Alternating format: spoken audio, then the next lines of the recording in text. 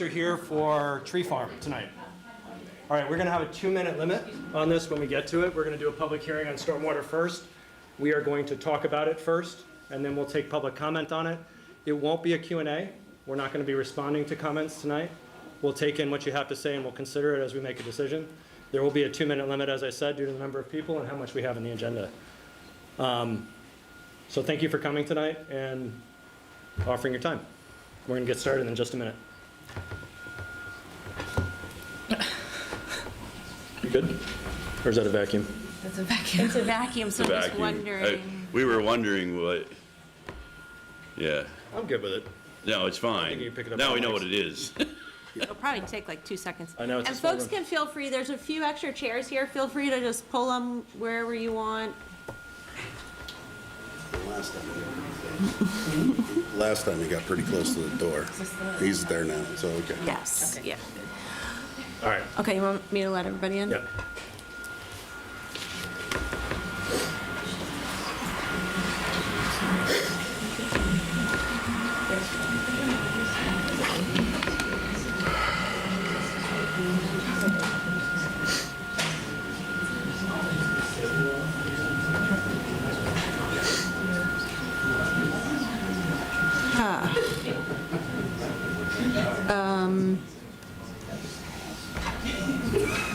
Oh, you know what? I think this is a real thing. Never mind. I think this is real. AI, yeah. I think it's actually per Zoom. Well, that's you, RM, isn't it? No. Oh. Can you enter your phone and talk in your ear? Yeah, it's connected, so I can't do that.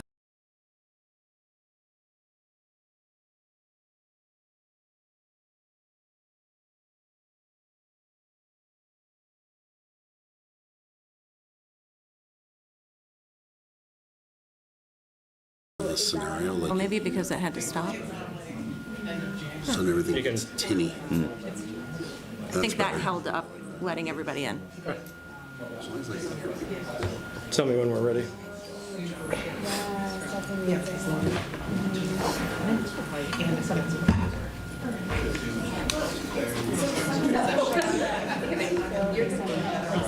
Good. Oh, there's one more.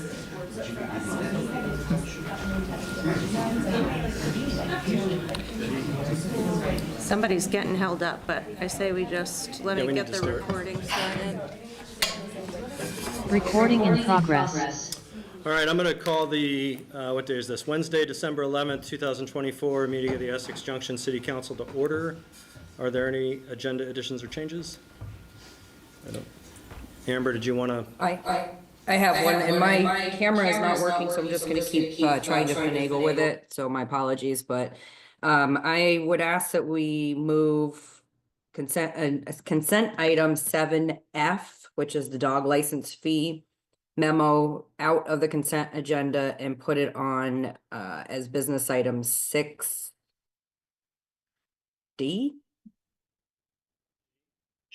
D as in dog.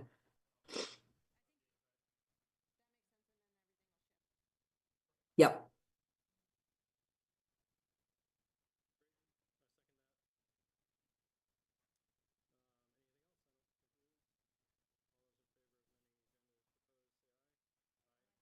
Aye.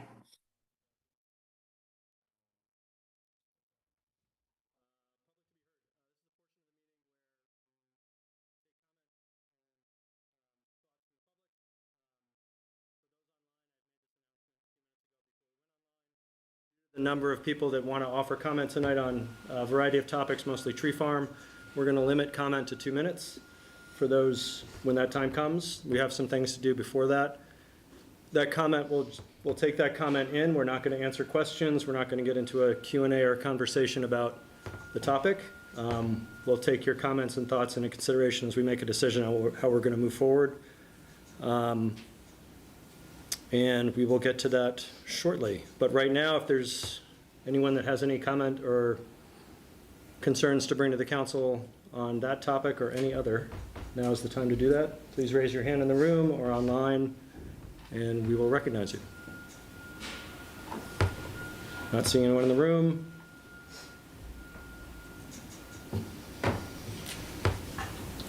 Not seeing it online. So we're going to move on to 5A, public hearing for stormwater ordinance.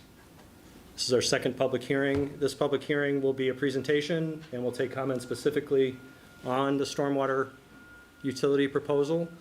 Again, repeating myself from earlier, this will be taking comment and opinion. We will not be getting into a discussion or a back and forth or a Q&A.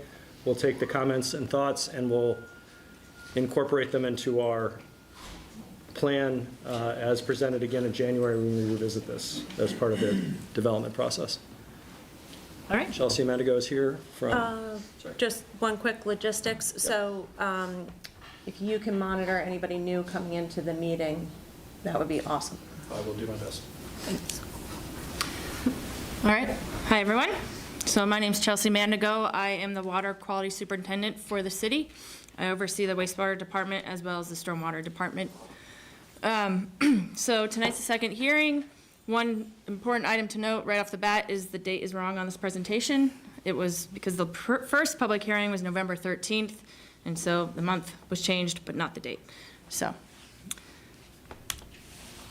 moving to the agenda. So today we're going to talk a little bit about stormwater management in the city and some of the history, what a stormwater utility is, how we are developing the fees, the credit manual associated for those fees, as well as the proposed changes to the ordinance and or new portions of the ordinance that are part of the municipal code. So to start off, did that skip? Oh no, that is right. Why manage stormwater? So human development has disrupted the watershed balance, causing water to run off of the landscape rather than infiltrate. And that stormwater runoff carries excess nutrients, sediment, and pollution into our waterways. In the Lake Champlain Basin, the nutrient of concern is phosphorus. That affects water quality and also causes toxic algae blooms. So stormwater management history. Stormwater management was established mainly through the Clean Water Act of 1972. That's also what established wastewater treatment facilities. So it created a permit that requires states to manage and reduce stormwater runoff to improve water quality. And those permits are called MS4 permits that are issued actually by the state of Vermont. It's a federal permit passed through the state. And MS4 stands for Municipal Separate Storm Sewer System. And then we also have the Lake Champlain Total Maximum Daily Load, which is a daily limit in the amount of phosphorus that you can put, that the EPA has determined you can put in the Lake Champlain watershed without affecting the water quality or having negative effects. So the state has been tasked from the federal government to try to meet that target that they have set by 2036 for the amount of phosphorus in the lake, entering the lake.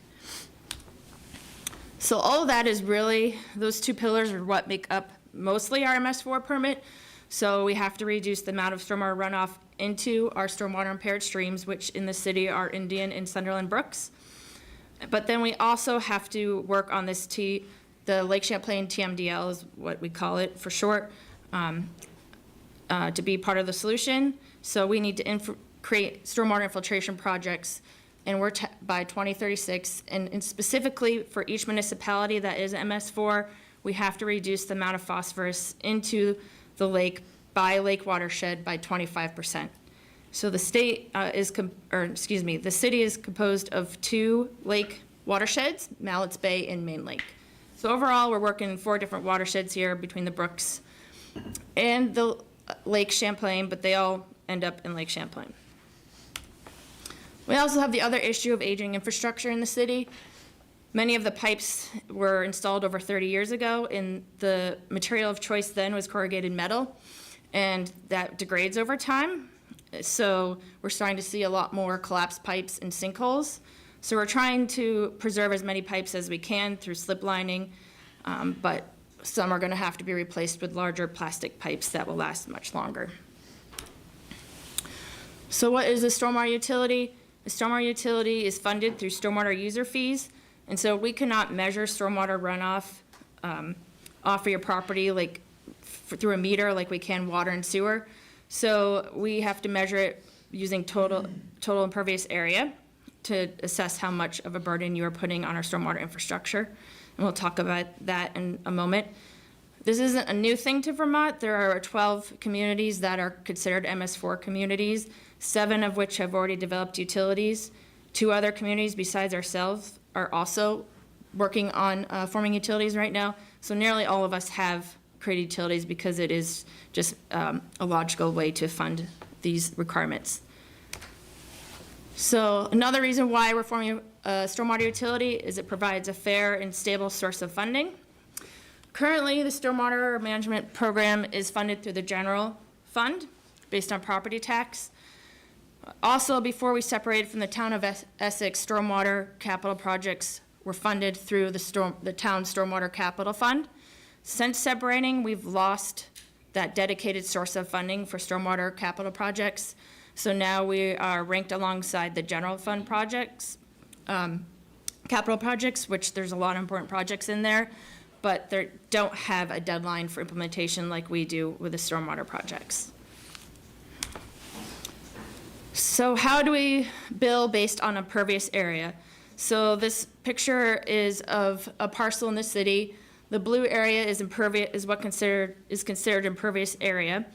And technically it's defined as a developed area of land that prevents or significantly impedes the infiltration of stormwater into the soil. And we call that unit of charge an equivalent residential unit. So we had a consultant look at all the parcels in the city, and they determined what the median amount of the impervious area for single-family residential parcels was in the city, and that's 2,823 square feet. Then for non-single-family residential parcels, it's based on the measured amount of impervious area. Here is a flow chart showing how we would determine your fee. So if you're a single-family residential unit, including duplexes and triplexes, you'd be assigned 1 equivalent unit.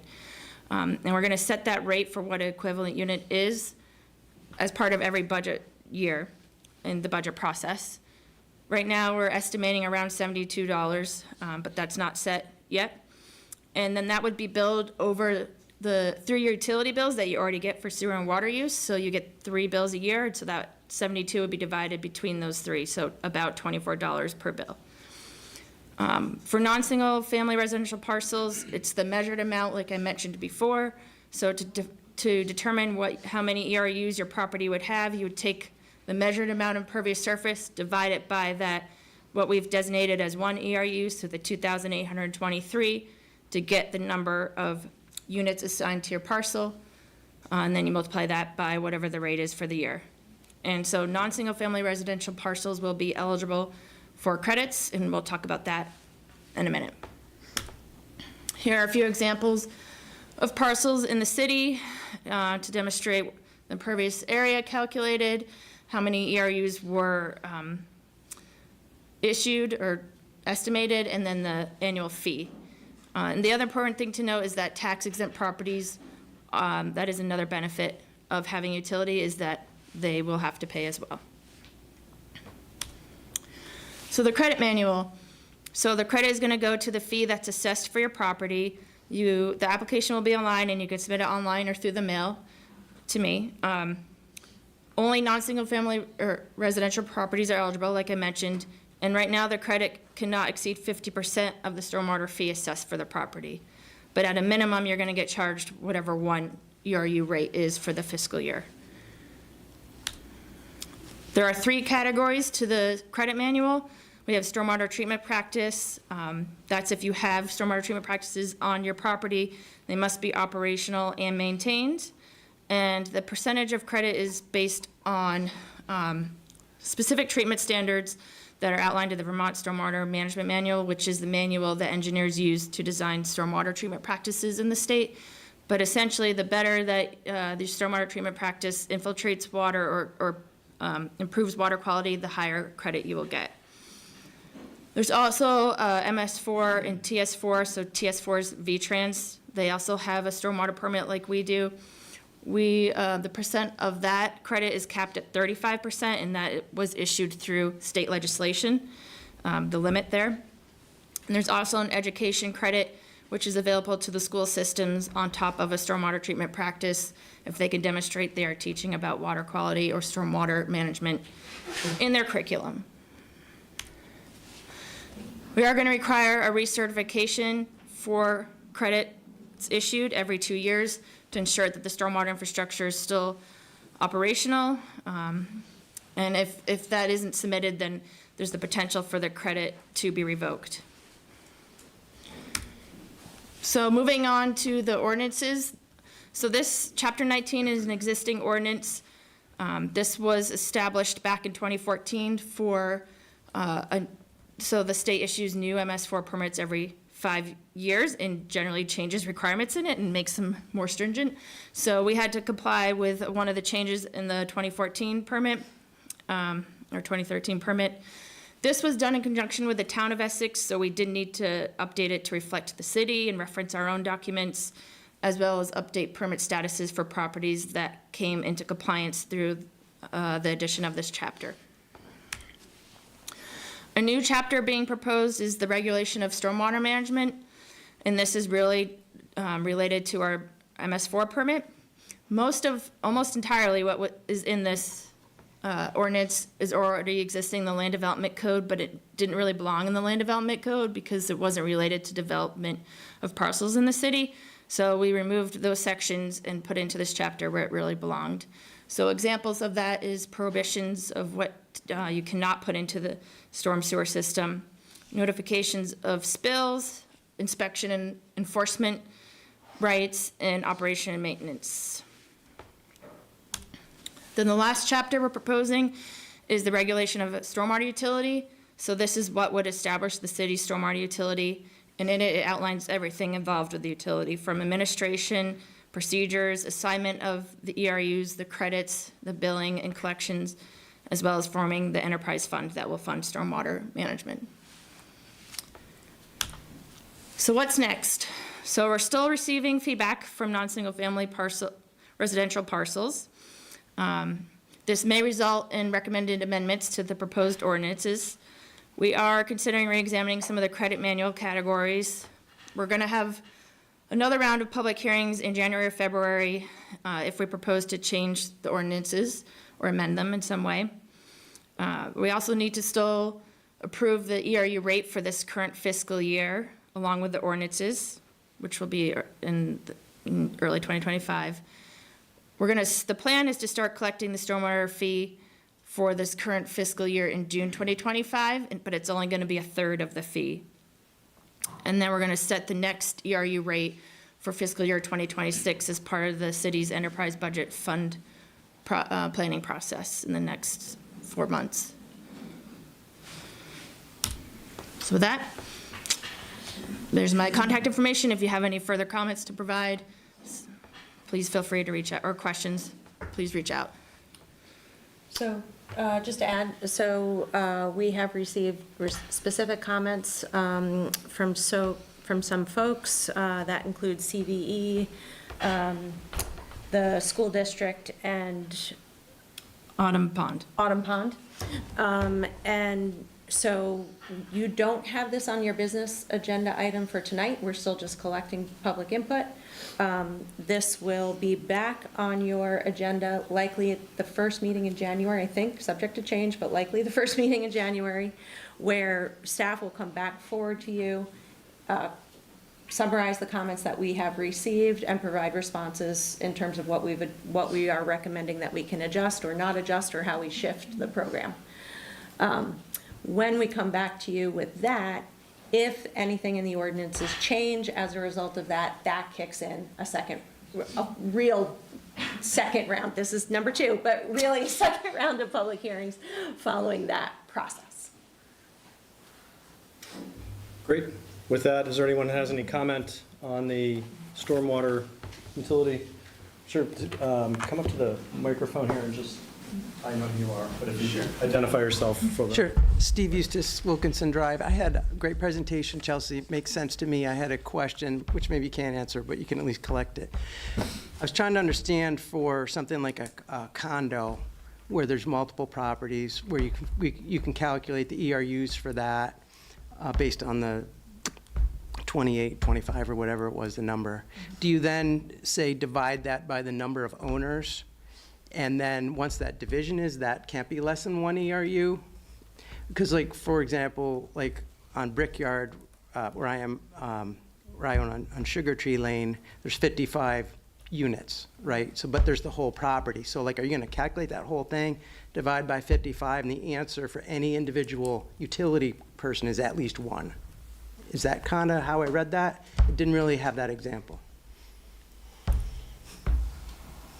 Raj, did you want me to answer, or should we, are we No, just I think collecting? we'll just take that in. I think, Yep, or that's fine. is the process, the That's condo kind of- association gets billed and they work it out. So, yeah, okay. Because typically we got our utility bills by person. It's not like an apartment building like Autumn Pond or something like that, where one person pays it all. Yeah. Yeah, good question. We'll get the answer. Anyone else in the room have a question about this topic? Comment about this topic? Let me go to Zoom. Anyone on Zoom have a comment related to this public hearing on stormwater utility? If so, please raise your hand. If you're having trouble raising your hand, just unmute and say hello.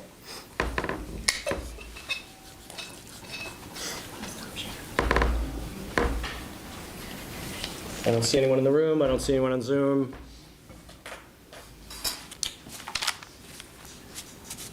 So I will consider record time.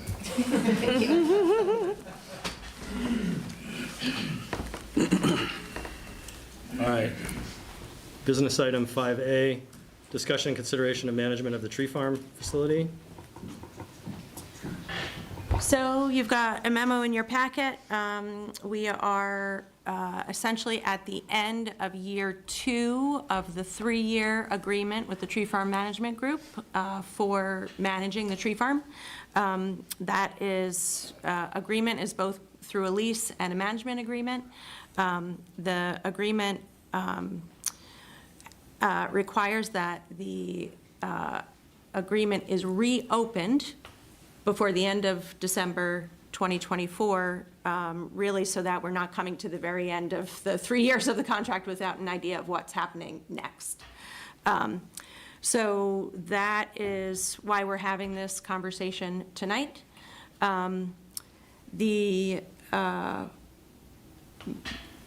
We have spoken about this thus far in executive session, and so this is the first council conversation where this is open to public, so you can get input on it and decide where you want to go next. Great, thank you. We've talked about a number of different scenarios in executive session. I'd be curious what folks are thinking.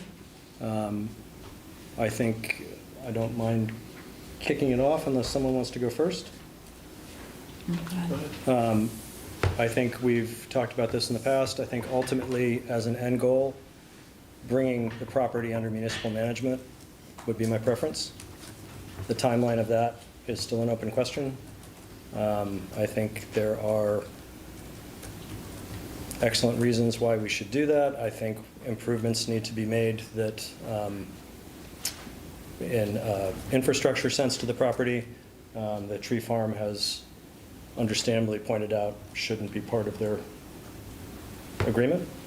For instance, I think we need actual facilities there, restrooms, snack bars type facilities that are typically at a venue like this, for one. I think asking Tree Farm to take on capital with a lease situation isn't appropriate. I think ultimately when this agreement was first signed, there wasn't a mechanism for the city to manage, I'll speak for the city only, to manage this from our rec department that was, I believe, under schools at that time. That has changed, and we don't typically have third parties managing parks and properties for us. I think it also becomes interesting when we're asking the entities that are renting from us to also set the rates. And the city rec department has a very successful history in running what we call enterprise funds, or operations that are fee-based and service-based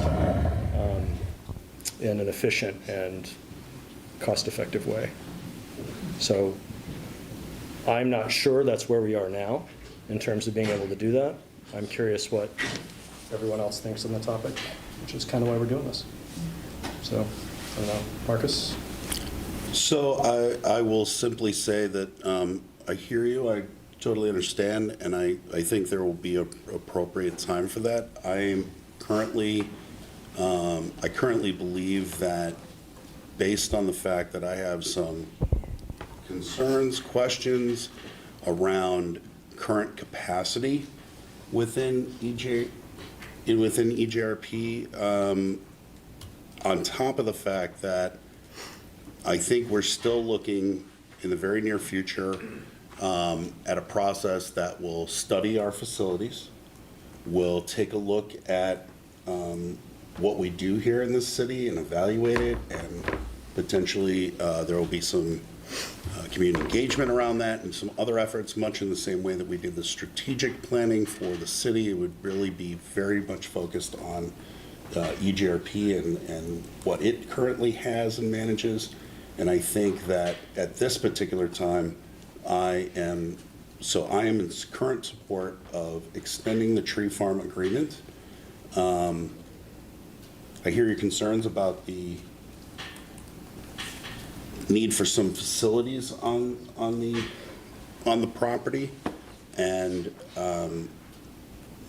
I currently operate as a member of the board, but I have not had this conversation with other board members, so I'm only speaking for myself at the moment, in the fact that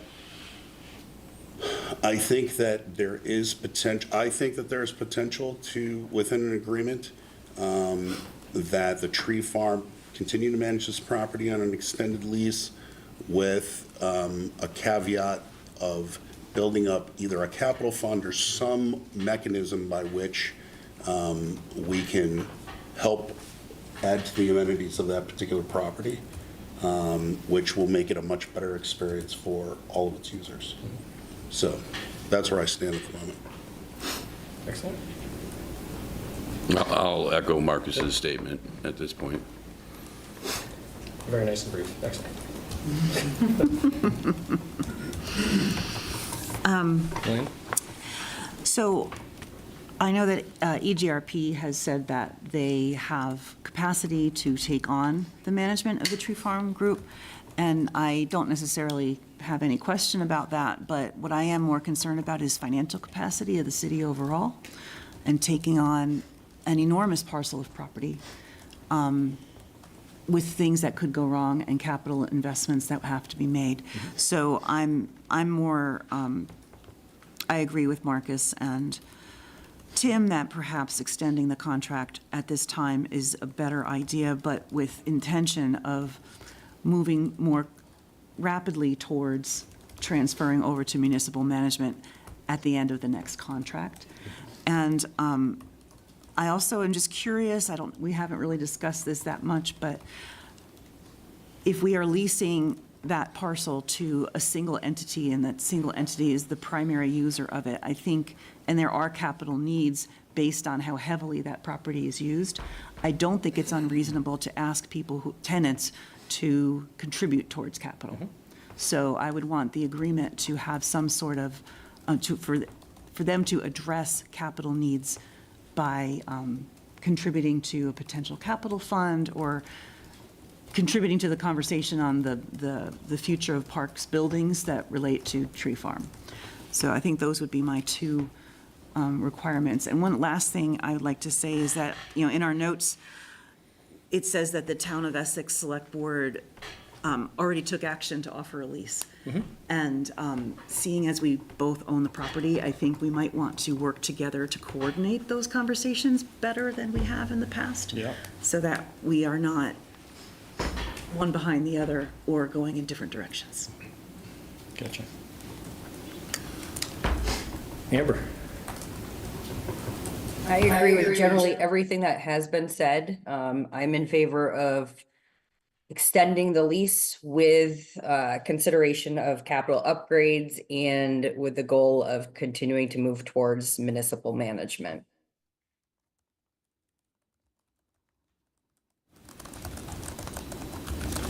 So that brings up, I don't know that, so I'm going to consider this conversation, for me, opening the topic again by the end of December 2024. So I would suggest that at this point, we get together as a subcommittee, or maybe not an official subcommittee, but reach out to the select board for further discussions, but not as two full boards, to start initial discussions perhaps with the leadership pairs. Because what we haven't done here yet, obviously, right, is talk with the select board about this. And as has been pointed out, we own it jointly. So unfortunately, that hasn't happened, and they made it a sort of what feels like a hard decision.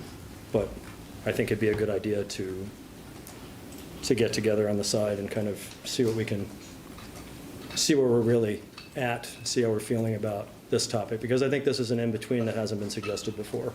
If we're talking about asking Tree Farm Management Group to add a capital fee to every unit that they rent, I'll call it a unit, I don't know if they do it, can't remember if they do it by the hour or the season, you know, whatever it is, there's a fee on top that's added for a capital fund. That over time, over years, would build up so that those amenities could be built on the property. I think that makes sense, and I don't think, that's not something we've all talked about before. So I can't imagine how they feel about it, or that they've considered that. So that, I think right now, that would be my recommendation. That in January, we reach out to we reach out to select board leadership or the manager in the town and try to get something scheduled. I don't know what people think about that. I'm generally in agreement. I don't want to get into the concept of what is an extended lease period of time. I think let's figure out where we are with the town first, and then figure out, I think the term is a much longer term conversation. We definitely need better alignment between the two municipalities, one way or the other, so I'm in agreement. I don't have that in front of me, but, and I know we're going to take comments, so I don't necessarily need to know right now, but, so yeah, we do need to offer guidance for staff in the form of a motion later, but we'll get to that. Anything else before we turn to public comment? No? Okay. All right, so as I mentioned,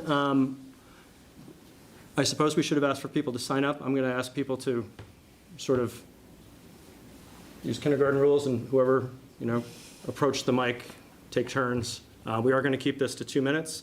There are about 30 people online that I'm assuming are related to this, including the folks that are in here. So for all of us, if you agree with what's been said, come up, say, I agree with what's been said. Good enough for us. We heard you. We are paying attention. We do understand this is an important topic, but we do have a lot to get through tonight. So we want to hear what you have to say, just add to folks who came before you. So we'll start, we'll do a few in the room, we'll do a few online, we'll do a few in the room, we'll go back and forth. Is there anyone that would like to start? Please come up to the microphone right here. And for folks who are going to speak, if you give us your first or last name, and where you live, and for the minutes, it'd be great. Thanks. Sorry, what was the second part? Where you live. Where? Town, Okay, yeah. municipality. My name is Marie Dano, and I am a City of Essex Junction resident, also a mother of two, and I have volunteered hundreds of hours to local soccer programs through Essex Rec and a local soccer club. If my family's not home in the spring or fall, we're likely at the tree farm for practice, a skills clinic, or a soccer game. The tree farm's a unique space in our community that provides quality space for soccer, football, ultimate frisbee, rugby, walking paths, and running trails. We're lucky to have such a space in our community to allow children and adults to foster their love and development of outdoor recreation and physical activity. Over the past several years, the Tree Farm Management Group has maintained the fields and surrounding area with dedication and a commitment to providing ours and surrounding communities with a beautiful facility. Tree Farm Management Group works hard to ensure that the field usage is available and fair amongst numerous clubs and rec programs, finding time to ensure that all programs can grow. They've established working relationships with neighboring property and business owners, as well as CTE, to maintain the property and find creative solutions to maintenance and improvements. As a nonprofit, the Tree Farm Management Group has managed to do all these operations at no expense to taxpayers since 2002. I ask, what value does the City Council see if not offering a new lease to the Tree Farm Management Group? What do they see as the benefit of having the tree farm managed and controlled by the municipalities? What would be the impact to the taxpayers of our community, and at what cost would it be to programs that utilize the tree farm? As the City of Essex Junction is still in its infancy of being a new city and sorting out departments and programs that previously overlapped with the town of Essex, it seems taking on a new venture such as the tree farm, a site that needs regular maintenance and requires a team to handle scheduling and oversight, would be a disservice to the other areas the City Council still needs to focus on as a new city. I believe with various tax raises to taxpayers already, taking on a potential program that would require taxpayer money would not be ideal. The Town of Essex Select Board has already voted 5-0 to offer a new lease to Tree Farm Management Group, and I encourage the City Council to do the same. Thank you. Well timed. Yes, it's pretty close. It's pretty close. Nice. Who would like to go next? She did cover it well. Very good. Very good. My name is Mike. I am. Give us your last name, Mike. Last name is Nick. I live on Tyler Drive. I've been living in the Junction on 20, maybe as long as the tree farm has been around. I'm also a rental. I've been renting from the tree farm. I run a couple soccer leagues. I've been renting for about 8 years now. I'm also a member of the tree farm board, so I'm relatively biased. That's fair to admit, fair to say. It seems to me that the big topic for you guys is a capital fund, raising capitals for capital improvements. I think it might be a good idea for the two municipalities and the board to work together to figure out how we can do that, what needs to be accomplished.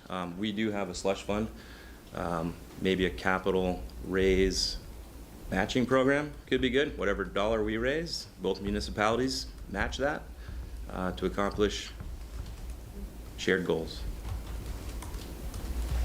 There's my idea. Writing that down. Sure. Thank you very much. Steve Eustace again, and from the city on Wilkinson Drive. And I think all the discussion is good. I think one of the things that is tricky, I think they've done an awesome job managing the fields, and they've got this parking and driveway and all these other issues they got to deal with that seem more municipal oriented, like they want to focus on providing the recreation. And if we're going to get to municipal management at some point, how do we like transition? I think he just had a suggestion there, which was nice, but like, does it have to be a zero-sum game? Because I believe that's an opportunity lost. That there's the additional facilities like Raj brought up, like a snack bar, bathrooms and all that, but I think just even like the parking, like the gravel, like just those like real basic road crew kind of things. Like the town has a grader, why can't, they go in and grade, like those basic things. And even like there are spots on the trails for the cross-country trail that need gravel. I mean, we had a pretty dry fall till recently. I was there for a walk. It had rained once and there were some pretty muddy areas, and they tend to get muddy. And putting some gravel on in spots, some dips and stuff to help the drainage are all investments. I don't consider them, maintenance, mowing and that kind of thing. The longer we put off that stuff, the more work that needs to get done in the end. Is there some transition as you're working through the lease that the municipality could do something? All things to consider, because I think there's so much potential on the site. I know a lot of the focus has been on the soccer and all of the field sports, but I think on the whole property. And I don't think we want to ignore the rest of the property because we keep renewing the lease. Let's think about transition or simultaneously doing something while they have it leased on some of those other improvements. Anyway. Thank you. My thoughts. Gotcha. I'm just going to look at Zoom real quick because there's probably folks waiting there. There is not. Anyone on Zoom that wants to offer a comment on the Tree Farm Management Group topic, please raise your hand. While we're waiting, is there anyone else in the room? Hi. Hi, I'm Allie Vile. Sorry, Allie, one second. I just want to make a Yeah. point, Raj, because somebody did put something in the chat. Just to be clear, the chat is not looked at as public record, so if you want to make a comment, please raise your hand so you can do that. Thanks. Sorry, Allie. Okay, I'm Allie Vile. I'm a Town of Essex resident, and I am the resident member on the Tree Farm Management Group. Just an educational piece to Steve's point. The management group in the last year and a half or so has worked with O'Leary Burke to get a road assessment and survey done on not just patchwork and Band-Aids to keep it going, which as a management group we have done and worked with the Town of Essex Public Works Department to the management group has paid for material to go down.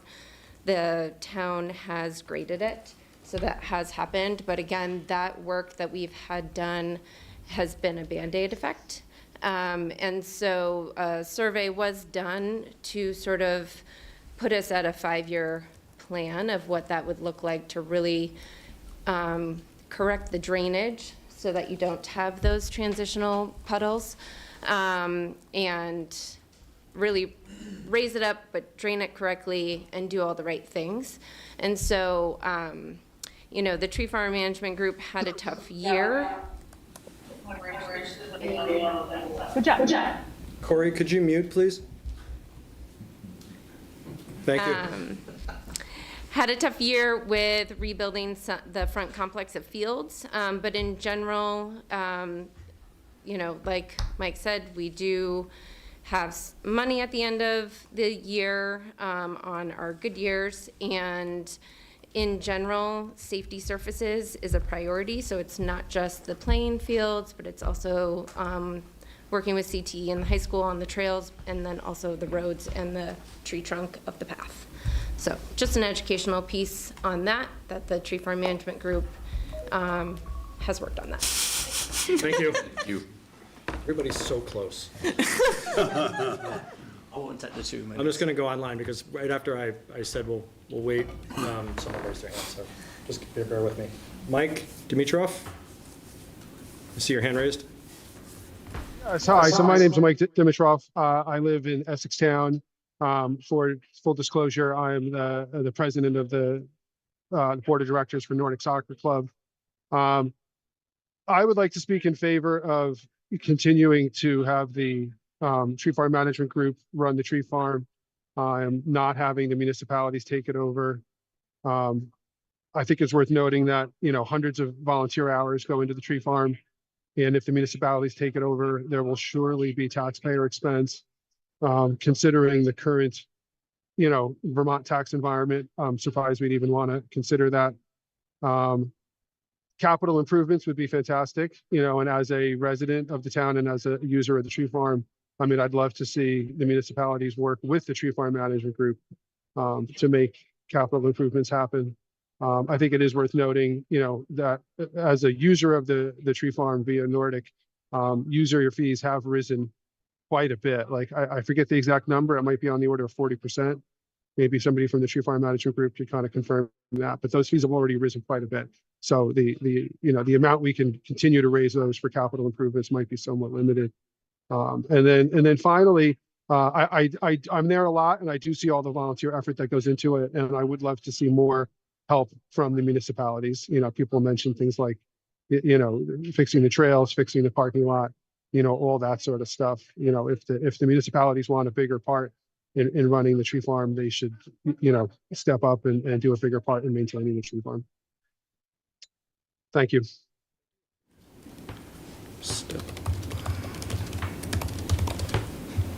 Okay, sorry. Cool. Yes, Jim Garrity on the Tree Farm Management Group Vice President and also the Director for Nordic Soccer Club.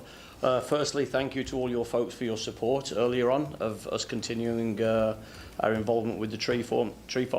So this is kind of our unofficial, we are 100% on board with this. We would love to see this continue. We've got a lot of skin, a lot of hours, the board members. It's kind of a baby that we adopted 20-something years ago, and we don't necessarily want to see it go. And the tree farm continues to be one of the best outdoor, all-grass sports facilities in New England, and we want to continue to help out, how we've been doing so far. So, thank you. Thank you. Thanks. Check Zoom again. Not seeing you on Zoom. Hi.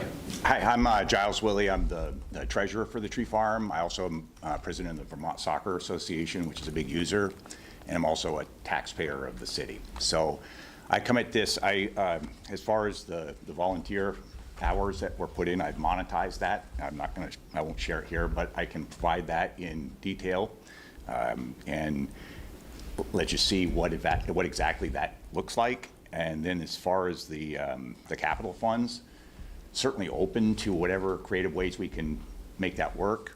I will say that as far as the cap on the hourly rate, we're getting to the point of saturation. So if we were to add a capital fee on top of that, I don't know that it would go over great or not great, but it's certainly something to consider relative to what other space goes for in Chittenden County. So, but open to any kind of conversation that might make that a productive outcome. So, thank you. Look online again. Not seeing anybody there. Anyone else in the room? Remember, if you agree with anyone that came before, you can just simply concur. Yeah, my name's Malcolm Wilson. I'm a user, a volunteer and a referee at the tree farm. And I just want people to consider that when there are some issues down at the tree farm, whether it's 7 o'clock on a Sunday morning or 9 o'clock on a Thursday night, you can pick the phone up and speak to someone on the tree farm board, and they tend to come down and sort that problem. And I think that's something to consider, when some of those phone calls are going in at 7 o'clock on a Sunday morning, who would be answering that phone if the tree farm board weren't there. So I'd like that to be considered. Thank you. Sure, thank you.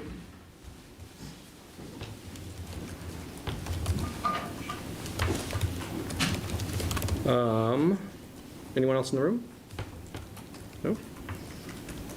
I do not see any. Oh, Corey? Online on Zoom? Hey, my name is Corey Sinnett.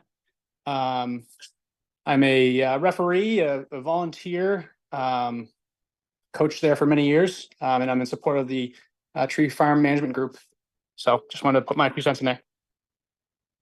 Thanks. Sounds full.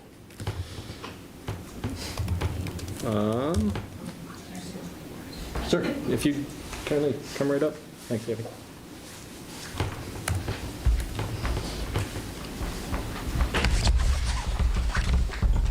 Hello, I'm Charlie Lancaster. I'm a resident of the village at Autumn Pond and a neighborhood representative on the Tree Farm Board. I've been with them about 2.5 years, and I want to say that they are making a contribution to our neighborhood and to our city and town by keeping this facility in tip-top shape, having a great reputation, and we've enjoyed working with you folks here, the police department, and all the departments in town, including the Department of Ed. And we have some support from their student body, and I think have a great collaboration, and would like to work more on that.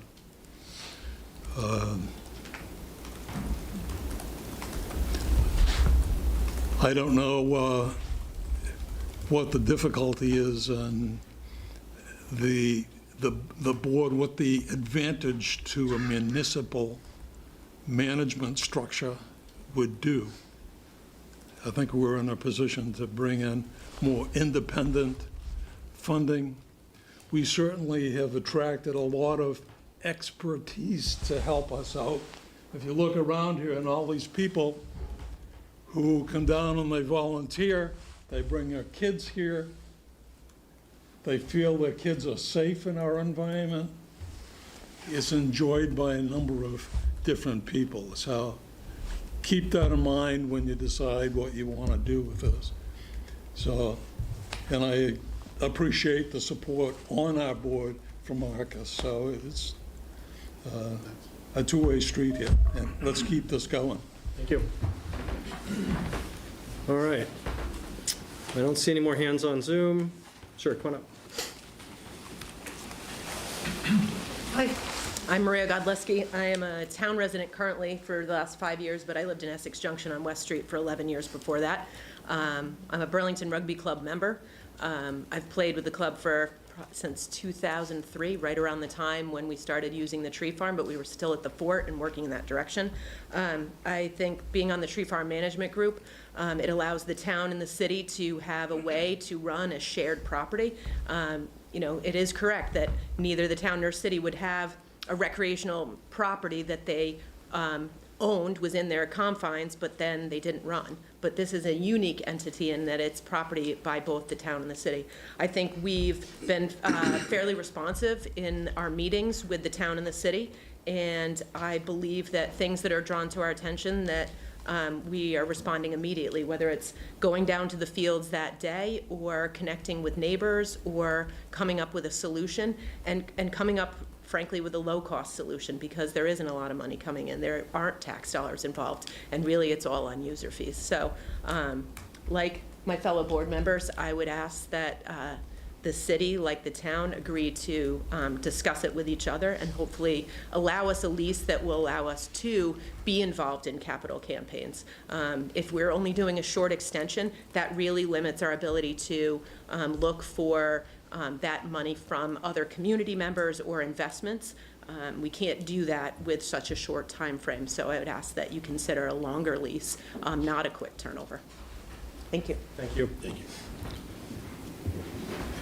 Anyone else in the room? Victor's phone. Online. If you'd unmute and join us, Victor, and share your last name with us.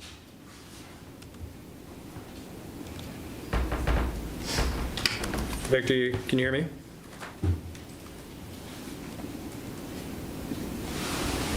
All right, anyone else in the room? Just a technical question. I received a text from someone online saying that they tried to type in and someone said that comments in the chat are not considered public comment. That's true. Correct. We don't But take they chat. can still chime in. They can offer their comments by voice. They just need to speak. Yep. Victor, it looks like you unmuted. Would you like to share some? There you are. Great. Hi, my name is Victor Vierio. I'm a referee. I've been refereeing for the Chinle County for over 30 years. And I think the tree farm management do a great job with those fields over there. This is one of the biggest facilities in New England, if anybody knows about that. Nobody else has so many fields as we have. And I think is what they're doing is awesome. The volunteering program that they have there, how many people volunteer every year between Nordic, Cup and Essex tournament and all the other events through the year that's going on there. So people are right to keep that going as it is. Maybe the city of Essex should step in and help them, because it's a shame to let that go. And definitely the parking lot needs some help there, because we walk in there or we drive in and it's just potholes and definitely they need support from the community, nothing else to take over. So that's all I have to say. And I think, again, it's one of the greatest facility we have in New England. Nobody else has what we have. So just keep it up and let the tree fund management take care of it and just help them. That's pretty much what I have to say. Thank you. We'll continue online. Richard DeGraff.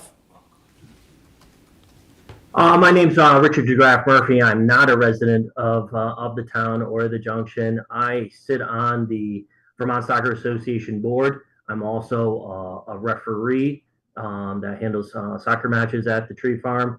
I am in full support of everything that the Tree Farm has done thus far and what they plan to do in the future. I think it's a fantastic facility, and I think if we can get a longer lease on that facility, greater improvements can be done, because then we can bring in some more capital to actually make those improvements that would benefit everybody. Thank you.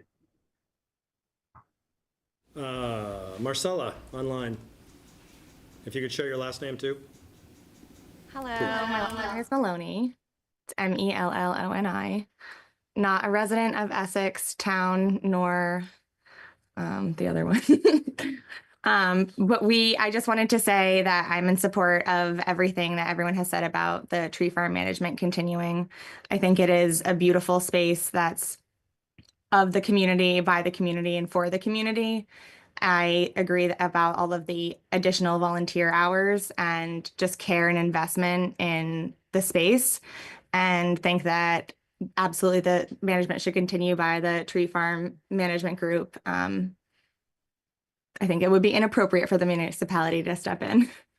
Yeah, and my name is Ryan McDermott. I've been playing soccer at the Tree Farm for over 10 years, and same thing. Just want to say that I'm in favor of the Tree Farm Management Group, continuing to run the facility. They've been doing a great job.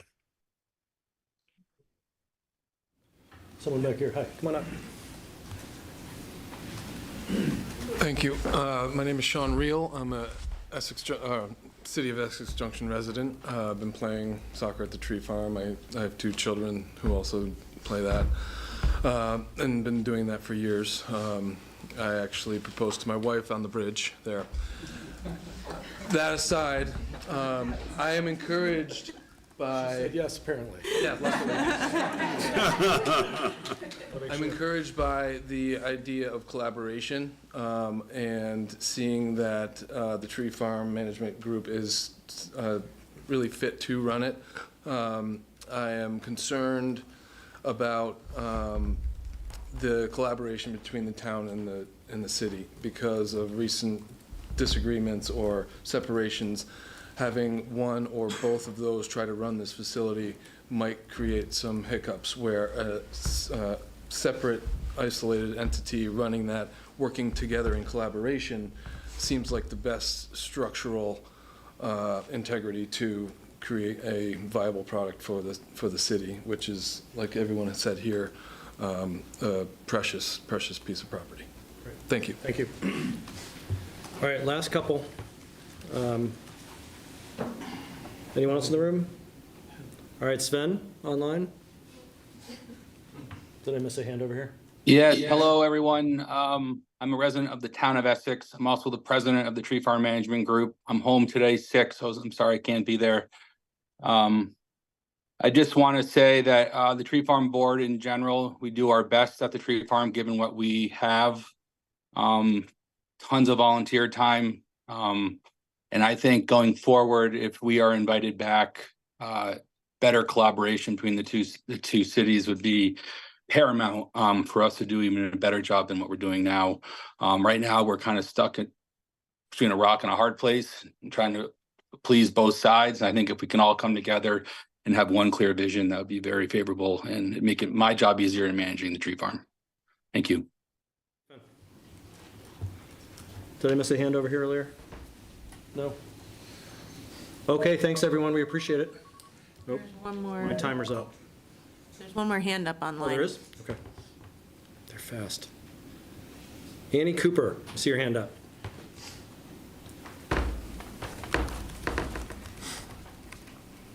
Lainey, you need to unmute. Thank you. Thanks, Regina. Thanks, Raj. Thanks for having this topic on the agenda this evening. I would like to echo so many statements here this evening in support of the Tree Farm Management Group carrying on. And I'd like to also echo Marcella's language. I hope she doesn't mind that it would be inappropriate for any of this to go to a municipality. And to echo the gentleman that just spoke, I agree that the collaboration, the sense of community, and the fact that it is a precious, not just piece of land, but sense of community. I think that the Tree Farm Management Group is able to remain true to self, true to community, true to the very essence of what community is, because they have no hand in the political warfare between the town and the city. And I believe strongly that it is in the best interest of all people in both communities that the Tree Farm Management Group continue, in order that the best foot is put forward in that regard, and there's no money grab or any other form of problematic thing that can arise that would break that sense of community. I think in this day and age, especially for our children, it is integral to their well-being that there is this powerful sense of agency of self and teamwork and community that one feels just by the very nature of the amount of people in this room, both virtually and physically this evening. So again, I support the Tree Farm Management Group, and I think they're doing a great job. Thank you very much for your time. All right. Going once? Raj, I'm not sure. Sven, did you raise your hand a second time? It might still just be. No, okay. Sorry. Okay, I'll bring it back to the board. We need a motion on this to proceed for staff to understand how we want them to proceed. Anything anyone want to discuss based on what we just heard?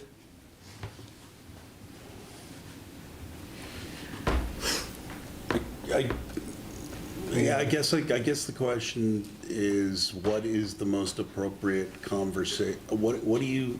I guess maybe we should talk about what the most appropriate conversation is with the town to start this. Is it a subcommittee of our council? Is it staff conversations? I would really like to get Regina's opinion and board opinion on this. Regina? I think we certainly could work at a staff level if we have clear direction on what it is that you would like us to do. I think we did have staff conversations starting over the summer, and kind of like. I heard you. Victor, can you mute? I don't know if you realize you're still on. So really, I think you can go either way, but if you do want staff to pick it up, that's fine. We just need clear direction on what it is that you would like us to achieve.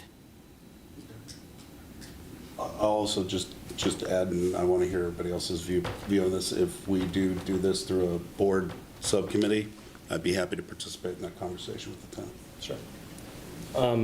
I think, well, go ahead. Anybody else? I think it would be worthwhile for us to have a conversation with the town and to hear their reasoning as to why they thought we should extend the lease. So I'd like to hear that, because we just haven't had any conversations with them. I would like to talk with them about how we can manage capital development. I'm really encouraged to hear so many different people today say that there might be opportunities to collaborate on that. Yeah. So what would that look like? What kind of capital investment are we looking for? I would like to talk with the town about the parking lot and the road. So I think the conversation has to start with an assessment of where things are right now, who covers, who deals with the road, who deals with whatever. As long as we have a clear description of what the way the status quo is right now, and then what we want to see changed, and whether and what kind of capital investment we're thinking that we want to make. Yeah, and I think my suggesting that to start small was, we have a lot of history and not a lot of time. A lot of history getting together as full boards. That takes an awful lot of time and planning. I would suggest that a couple of us get together with their leadership or representatives to see if there's any interest in exploring some of these topics in the first place, quite honestly. And where there might be some agreement so that we can at least start somewhere. That would be the intention of that conversation. And then that discussion would potentially go back to staff as to how to make that work. What kind of timeline are we dealing with? I think, so that's kind of the idea, is because we haven't had that opportunity. And frankly, before we have that initial conversation, I'm not all that interested in having the two boards come together for a full-on 10-person conversation on this. Been there. I don't think either board has time for that right now. No. It's budget season. So that's my idea. We handle capital and some of these enterprise funds a little bit differently, but generally speaking, when we offer a service or we have a facility like this, like Part Street School or some of our Maple Street programs, those programs usually pay for their own improvements. I think the town is used to hearing that. I don't think there's anything new there. So I think there's a lot of areas that we can talk about where we'll have certainly understanding about where we're coming from. We just haven't had a chance to do it. And bring that, what we heard tonight about enthusiasm around that collaboration, bring that to them so they understand that that's where we're coming from as well. Right. So, Tim, if we're having a discussion about enthusiasm, collaboration, I'm all for it. I think, and I would absolutely, if you want to have a subcommittee, insist that Marcus be there. Dear Lord. I was going to suggest it was board leadership, but I'm not going to demand that.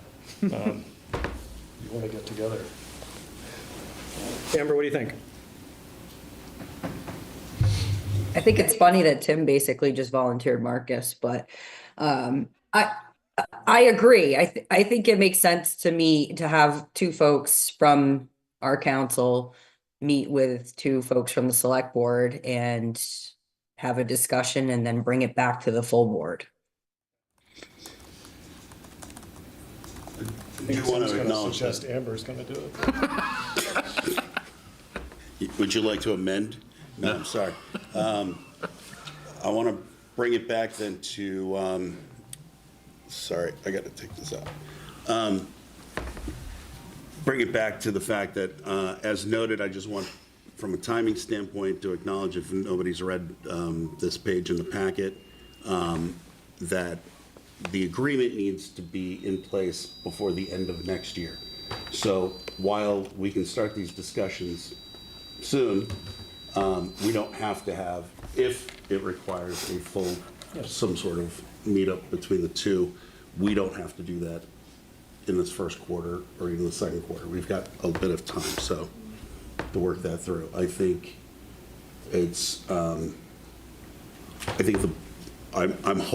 hopeful then that at least the management group can feel like walking away from this conversation, that at least between the two, at this particular moment, we are talking about generally them moving forward. So I think they can not worry about tomorrow.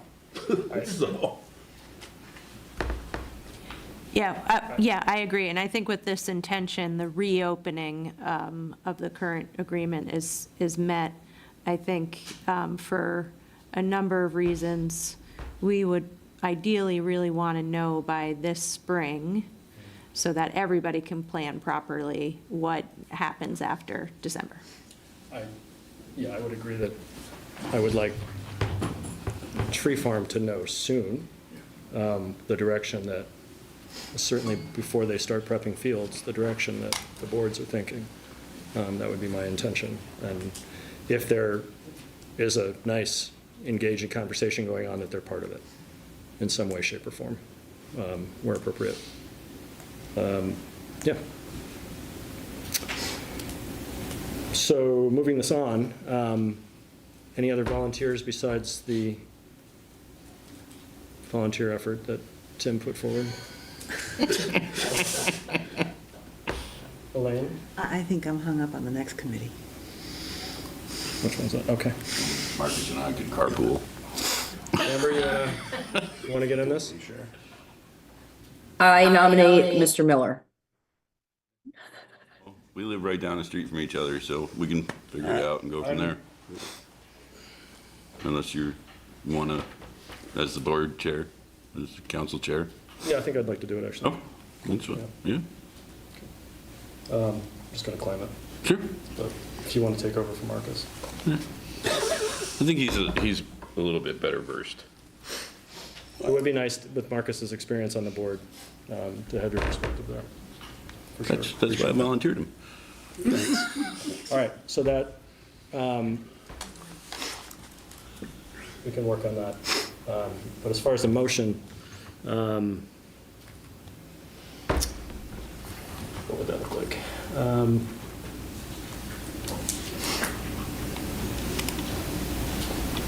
I guess I move that staff set up a meeting between City Council representatives Marcus Serta and Raj Chawla to meet with, or to request a meeting with 2 select board members to begin a dialogue around the future of the tree farm property. I'll leave it there. That seems simple enough. That's cool. I'll second. Great. It's all All those in favor say aye. Aye. Aye. Great, motion passes.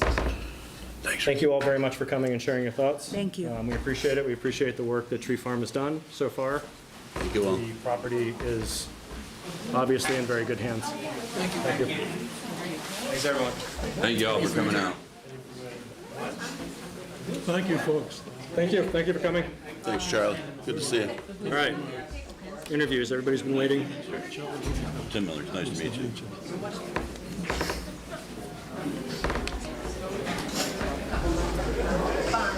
And then there was none. You took that like. Well, except for people that. Check online.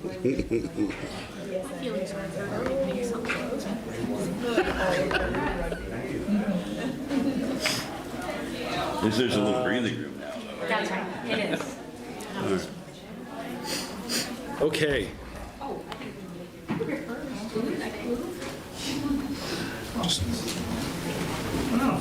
All right, seems to have quieted down. 5B, Police Community Advisory Board, Governance Committee, and Recreation Advisory Committee, interviews and consideration of appointments. Thank you all for your patience and for waiting. We will start with the Police Community Advisory Board, and I think we'll go in the order in which they are in the packet, which would mean David Harrington. David Harrington. Is David here? Come on. Thanks for coming. Come on up. And if you don't mind, for the microphone and for the minutes, just introduce yourself. If you don't mind, for the record, just introduce yourself. My name is David Harrington. I live here in Essex Junction. Great, thanks. And you've applied for the Police Community Advisory Board? Yes, that's correct. I just wanted to read something real quick as we do these committees so people understand what the committee's mission is and what we're doing. As an independent board, the Police Community Advisory Board's purpose is to facilitate communication between the Essex Junction community and the Essex Police Department and provide feedback and support to the EPD on strategies and policy, especially around issues of equity.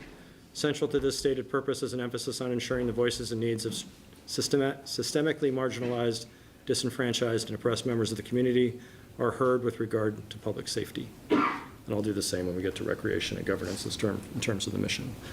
So should have done that before I invited you up, so I apologize. But we have your application, we have your information in terms of why you were, what we asked in the application. And we really appreciate, speaking for myself, you putting yourself forward to do this. Can you share with us sort of a little more on your motivations, what brought you to this and what interest you have in this particular role? Well, I've been retired. I'm a retired state police officer. I worked various positions around the state for 28 years before I retired in 2008. And I've done a variety of different things in community work over my lifetime. And I just felt it was time to re-engage. I think there's a lot of issues with police departments all around the county in terms of recruiting and staffing and trying to develop strategies to work with the community with very little in the way of resources in some cases. And I think I have a lot to offer in terms of my experience and how I've handled staffing shortages and my work with the community in the past. When I was the station commander at Middlesex, I established the State Police Community Advisory Board, which was the first in the state. And it was very successful. We had representatives from each of the 28 towns that we were responsible for in that area. And long after I retired, they were still going. I don't know if they're going now, but it was a very successful program. And so anyway, I think I have a lot to offer in terms of understanding the culture of the police, but also with my work in the community. I'm well aware of the issues that that the community, different members of the community may face in dealing with the police. I've served on the Berrytown School Board for 8 years. I helped out at the library. I've been a treasurer of Boy Scouts. Just a variety of different things that I've done over the years. And so I just think I would be helpful. Great. Marcus. Thank you so much for putting in the application. I'll say this for everyone. Thank you so much for putting in the application. That way I only say it once. But I did want to ask, looking at your application, if you don't mind, can you give me an example of some of the impact or some of the work that your committee did? Because you acknowledged the fact that you reported to the State Police Advisory Committee. You also established a Citizen Advisory Committee many years ago. I'm just curious if you can give an example of one of the impacts that it may have had. Well, one of the things that came from the work that we did was we were able to understand, so the community members that would represent their town would come to us and they would represent the various issues that they were dealing with in that town. Every town was different. In one town, it might have been speeders that they were concerned about. In another town, it might have been underage drinking and partying going on. In another town, it might be, criminal activity. So what we did is we tried to address each of those issues through the work of the committee in terms of getting them to understand what we could do and what we couldn't do. For example, one of the things that we did was we organized a neighborhood watch program in one particular town because they were having problems with burglaries into private residences. So that was one of the things that we worked out as a solution and got a good response from that. So there's just a lot of strategizing that goes on in terms of trying to address the various concerns in the very diverse communities that we serve. Thank you.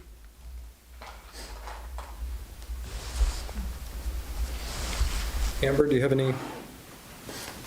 No questions. Throughout the evening, I'm going to assume if I see your hand that you do, otherwise you don't. I think that's a fair assumption. That's perfect. Okay. I think that's it. I think. One last thing. Go ahead. Yes, please. If for any reason you were not selected for this board, would you be open, willing to participate on any other board within the city? Yeah, I'd be open to having a discussion about it, sure. Thank you. Yeah, thank you. All right, between what we've asked you and what you've provided, I think we're all set. Okay. So thank you. I believe we're on schedule to make some decisions tonight, but we should hear from us soon regardless. Okay. So I appreciate your time. All right, thank you for having me. Appreciate it. Appreciate it. Thank you.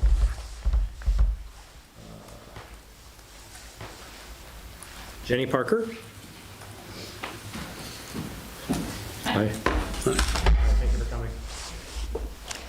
So again, my name is Jenny Parker, resident and homeowner, Essex Junction, about a minute away from here. So it's very convenient. Very convenient. So again, we've got a lot of information from you. Thank you for that. Thanks for your interest. Can you sort of summarize a little bit more about your motivation or?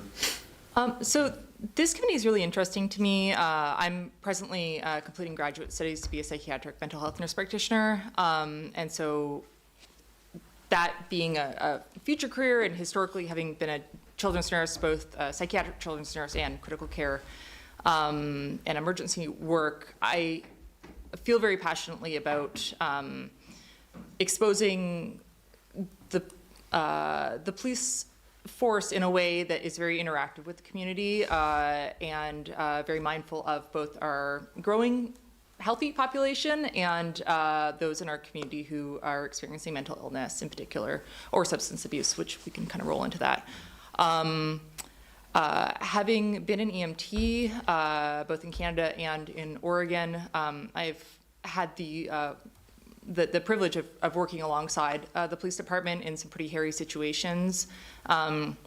So I think I can, for better or worse, relate to a lot of the stress that they face on their end, and the decision-making that happens in the field as opposed to in a controlled environment is very different. And I think being able to bridge the communication gap of compassion and empathy and curiosity for both sides is something that I would like to be able to bring to the table.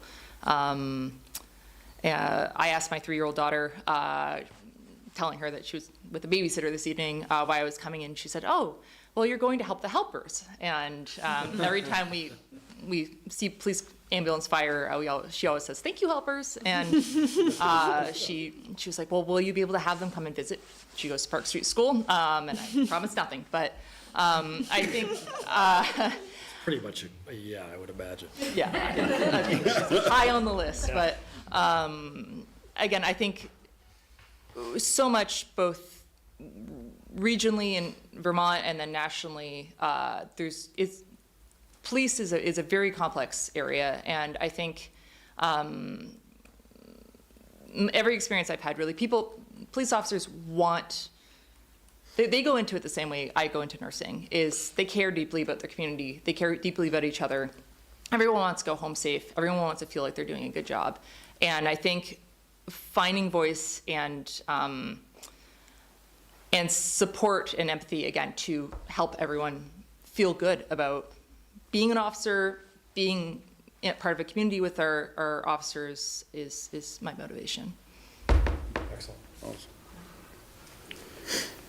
Cool. You actually answered my question, because I was just going to ask about any interactions, and you acknowledged that, so thank you for that. And just on a personal note, thank you for being a nurse, because nurses are fantastic. Thank you.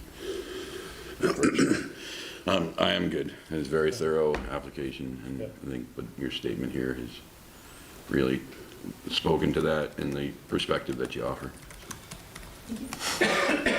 Yeah, I appreciate it. Thank you. Right. Thank you. Thank you for waiting. Okay. Sorry. Recreation Advisory Committee. We've got Governance Committee. Governance Committee, yep, that's what I meant. Joshua Birmingham. Perfect. Thank you. Saving me. We have interviewed for this before, but I can sort of read what the committee is for and what they're intending to do real quick. This new committee will serve as a crucial link between the community of Essex Junction and Essex Junction Recreation and Parks, providing valuable insights and guidance in the development and maintenance of parks and recreation services. The Recreation Advisory Committee will operate in advisory capacity, offering recommendations to EJRP on matters such as programs, park and facility needs, as well as strategic, capital, and financial planning. Members of the committee will also play a vital role in assisting at recreation-related community events and actively engaging other community volunteers. So, thank you for joining us tonight and putting in your application. Thank you, appreciate it. And Raj, can I just add? Yep.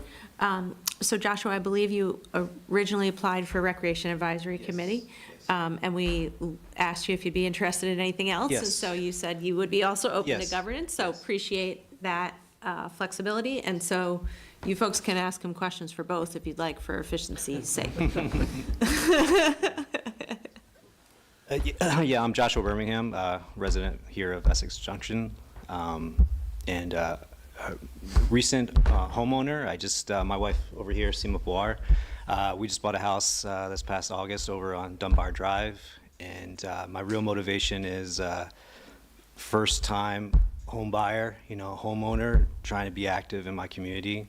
And I thought, I saw in the newspaper, you're looking for committee members, and I thought, hey, this is a good way to get myself out there and be involved, and I'm eager and looking forward to helping in any way possible. So that was kind of my motivation. Excellent, thank you.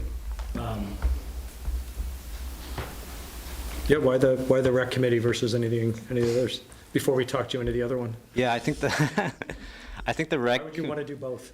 Well, thank you for that. Yeah. Well planned. Well, I think I want to do the rec committee just because I'm an avid hiker. I did the Long Trail 2 years ago. I love being outside. I have a dog, and I'm always hiking or on a trail or something like that. And I thought it'd be somewhat of an easy, way to get into maybe a committee. They asked me, would you be more interested? I do have a master's in public administration from University of New Hampshire.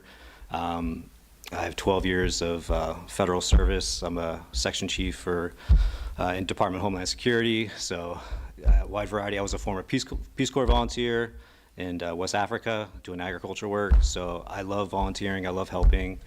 So I thought recreation, maybe that's my foot in, and maybe I can do something else. But if you want me, I can do governance, whatever, I'm here for you guys, so. Well, there are how many committees?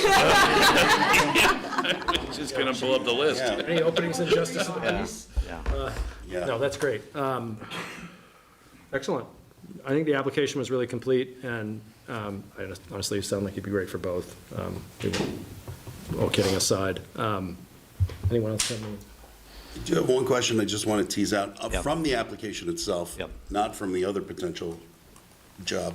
But talking about accessibility, thinking about our properties, our facilities, can you talk a little bit more about your thoughts around accessibility and how it may apply to this city? Yeah, that's a good question. I think as an adult, and I'm a recent homeowner, and I would like to be, I'm interested in doing adult programs, adult leagues. Sometimes accessibility, I don't know exactly what you mean in terms of accessibility. I don't know if you mean in terms of maybe people that have a disability, or maybe just people in the community looking for, something, an out. Your words in the application said easier to access, so Yeah. I shortened it to one word. So accessibility for me, then, I would say is just I'm looking to maybe get the word out, maybe more easy access to maybe more rec leagues, maybe more interest from other people who might not generally join something like that. So, yeah. Thank you. Yeah.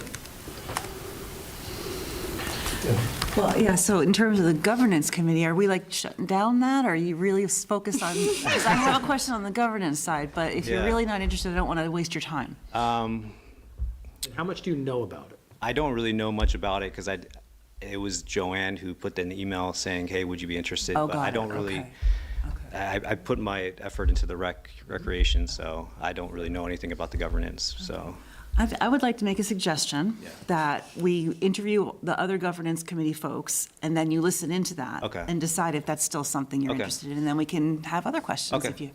Sounds good. Yeah. Yeah, because the governance, it's time limited. Okay. In terms of it's going to, 6 to 9 months, which isn't a short amount of time, but it's not sort of ongoing. You'll have a longer term, so to speak, with the rec, and your MPA would be. I think it might be interesting. Gotcha. But anyway. I appreciate you putting your name in for this. I think we're good. And if you do have the time to stick around for the others, it might be interesting. No problem. Yeah. Thank you. All right. Rachel? Well, before we move on, I did forget, I should have asked Jenny. Hi. Sorry, you might, if you don't mind. Quick question. If you were not chosen for your committee, would you be open to another? This is going to be the question for everybody tonight. So Yes, I am open to other options. Thank you. Yes. I appreciate that. Thank you. can't seem to remember to ask that. I remember this little thing between you and Andrew back in the day, and that was. And I just still. We're here again. It's all good. Hi there. Hello, I'm Rachel Hambon. I am a resident of Essex Junction as of about a year and a half ago. Oh, welcome. Welcome. Thank you. Yeah, so a little bit, if you could just put, summarize sort of your motivation for the rec. Sure. So kind of similarly, I received an email from my kiddo's pre-K teacher saying, please apply to be on the Recreation Advisory Committee. And I work for Special Olympics Vermont. So my entire job runs because of volunteer power. So I recognize that volunteers are critical to all sorts of things. So I thought this might be a bite size that I can offer that volunteer capacity.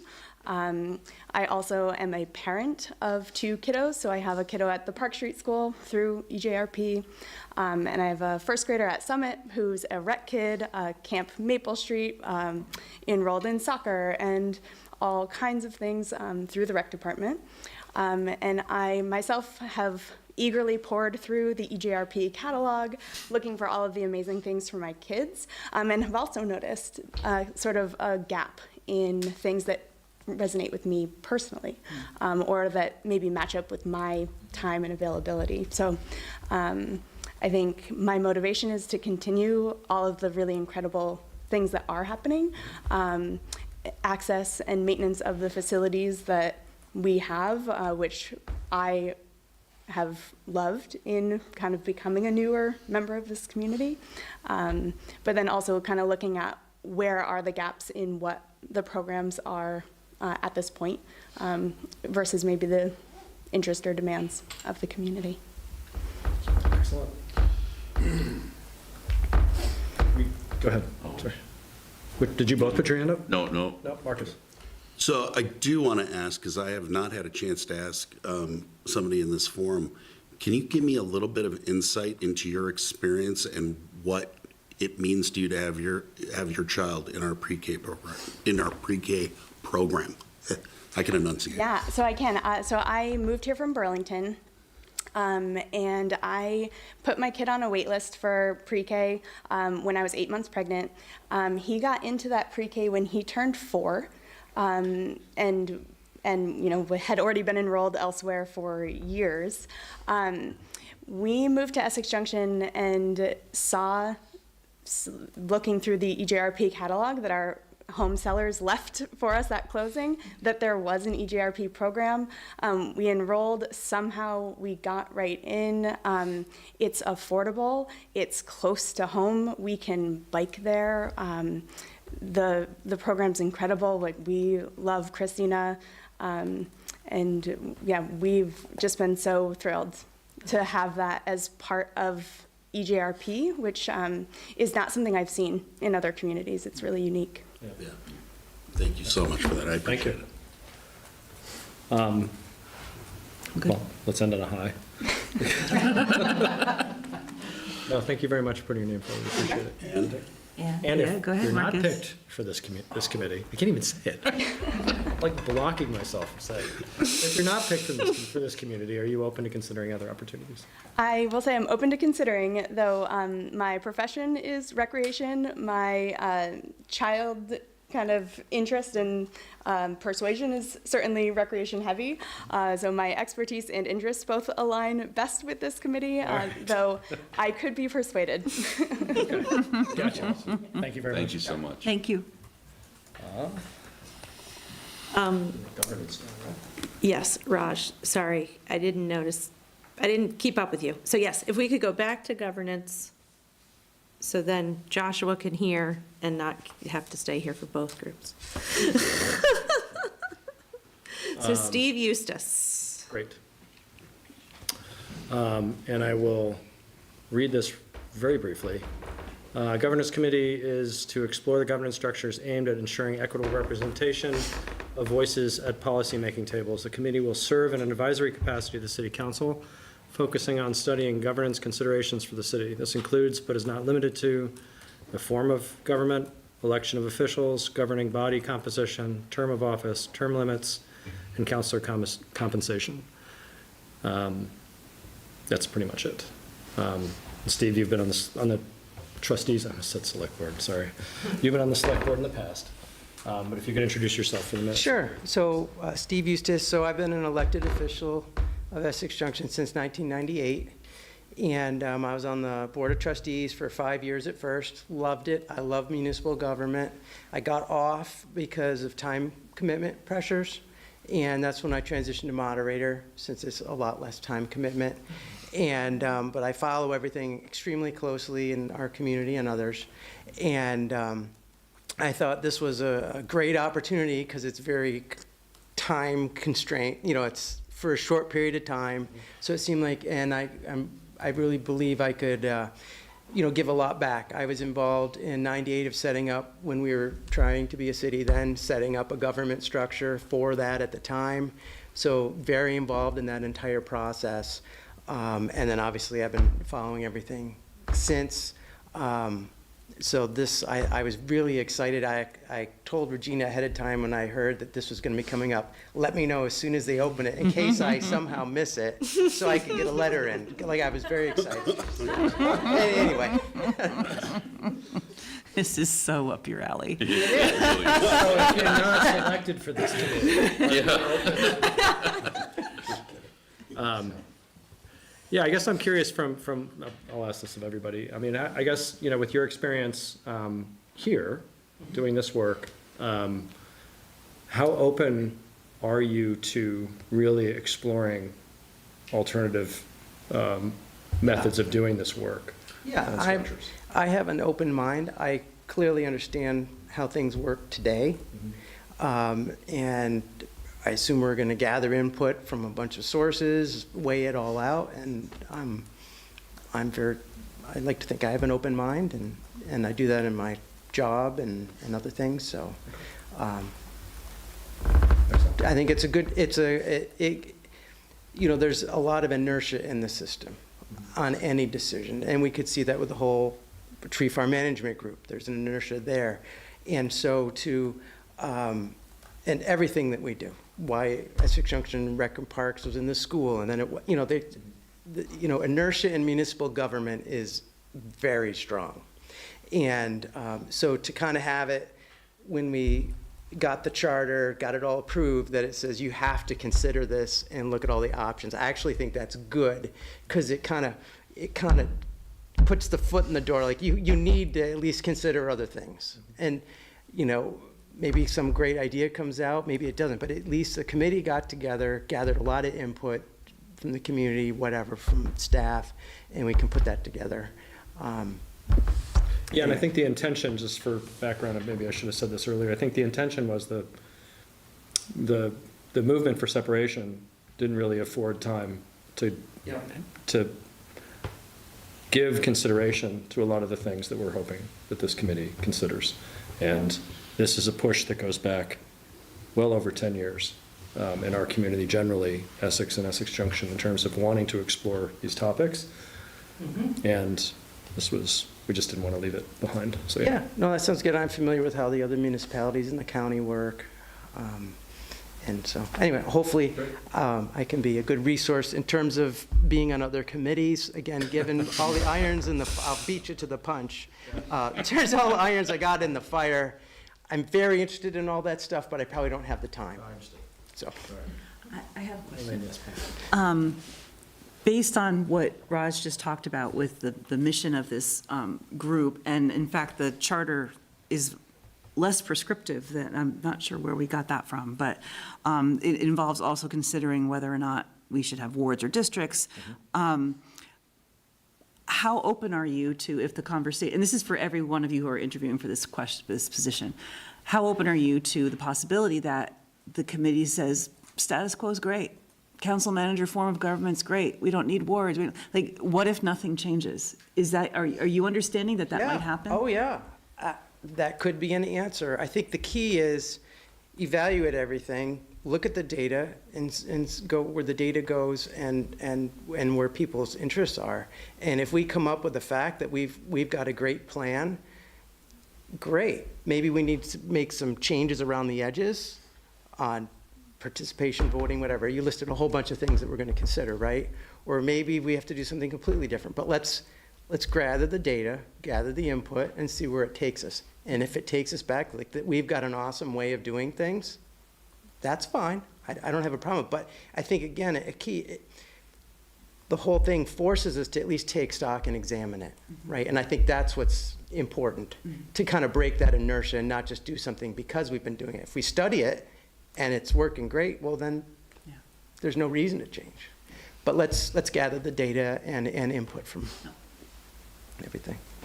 Can I ask a follow-up to that? If you don't mind, I'll ask the question this way. So if there was no committee, but you had a magic wand, we asked you, do something, what would you do to improve our governance? And I say that from a very broad term. So I'm not saying like you have to change counselor, manager, all that stuff. I'm just saying if there's something that you would look at, looking at our municipality that you could improve. Just complete, has nothing to do with the governance committee. Yeah, just right now, if you were to improve something in the way that we do business. Yep.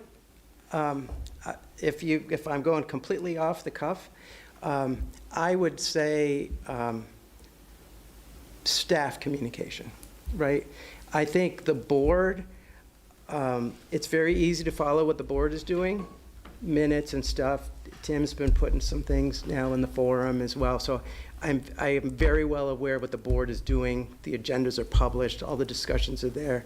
When the staff is doing things that is or isn't related to what the board is doing, there's not a lot of visibility. And I think it would be great for people to understand, like, hey, this is happening, or that's happening. Not that it needs to be a big debate, but just to let people know. And that's where we got into things where, and I've brought it up at this board before, like, hey, you need to tell the people in our neighborhood that they need to take the trees down, or hey, they're going to be putting fiber optics and there's going to be people digging in your front yard this morning. Like getting heads up on things like that, and not that they're controversial. It's just like communicating what's going on in town. And because there's a lot of day-to-day decisions that the staff is involved with, be it public works or, whatever, fire department, whatever. Hey, wouldn't it be a great idea if we did the blocks so you can get in the house if there's a fire? Like all those different things. Just, you can only gather so much from reading all the minutes, and I do follow all the different committee meetings and things like that. Like I said, I like municipal government, but that's the big piece where I don't have visibility, and all of a sudden there's a guy digging in the front yard. And I'm like, what's going on? And it's in the right of way and all of that. But it's still nice. Like, anyway, so if you asked me carte blanche, that's what I would say. More communication, be it a newsletter. And I think we started something recently on things. And that's a great forum to say, like, hey, here's some things going on. There's this initiative or that initiative that aren't necessarily board items, but just running a municipality items. Anyway, is that? Yeah, absolutely. Thank you. Appreciate that. Big help. Good thing I had something in my pocket. You did great with that one, Steve. What's that? You pulled that right out. Yeah. Well done. And I don't want to say anything against the staff because they're doing a great job. So I don't want you to feel like that was a ding. Oh, I think community. In the front yard. So. Thank you. All right. Good? Yeah, I think so. Thanks, Steve. Thanks, Steve, very Can I just much. make a point before we have our next person up? In order for us, I just want everyone to remember there is some precedent here and there's some history here. There have been multiple committees that have explored Essex Junction governance. The most recent and most thorough, and the one that actually cost money, was the Essex Governance Group. There will be a lot of information that is already available about what the community wants. And so I just want to emphasize that we do not need to reinvent the wheel on this. There's a lot of information already available. Well, and Deb and Gabrielle were both deeply involved in that process, so I'm happy to see them both here for this. Deb, you're up. Okay. Hi, I'm Deb McAdoo, and I'm living in the city.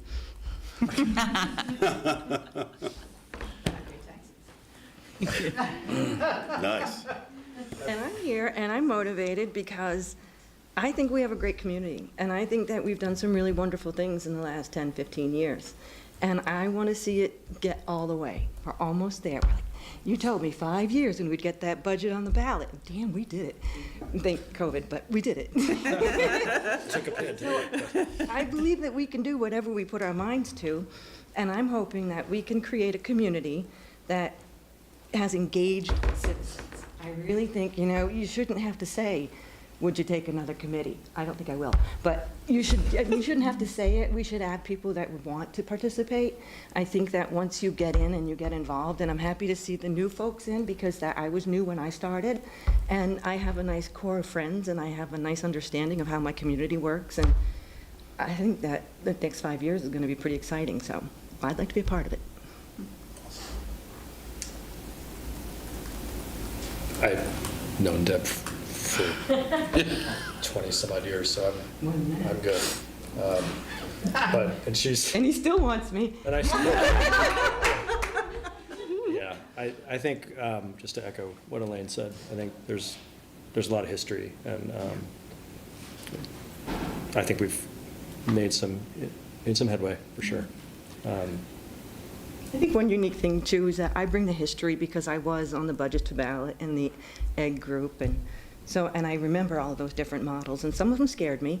Some of them, I didn't know if they'd work or not, and I think status quo, I think we're okay for now, but I do think that there is something we need to do for more engagement, more input. I don't want to watch, I love your show, by the way, and I don't want to have to watch people come in and angry and yelling at you because you did something that they didn't know about. I think the rental registry could have gone a lot different if we had more engaged people that would have had more information ahead of time. I think that the split in the committee kind of had something to do with that. But I think that we have a lot of potential, and I'd like to see us work with it. Given the history and the egg effort and report that's already out there that Elaine mentioned, given all that, how open are you to really examining other opportunities as well? I mean, because that goes back quite a bit with different, some of that is very relevant right now. Some of it was looking towards a different outcome a few years ago. So there's a mix there. So I'm just curious, like We're how... the same community that we were 5 years ago. I think all of us are different. So, even though we have that history and that data from then, this is now, and this is like a whole new world sometimes. So I think that I'm open to exploring, and I want to do that. I don't want to be a ward captain, and I don't want to be mayor, but I want to be able to have input, and I want to be able to look at the options and get as much information from citizens as we can on what they want. Exactly. Great. No, you answered all my questions. I'm good. Thank you. Nothing?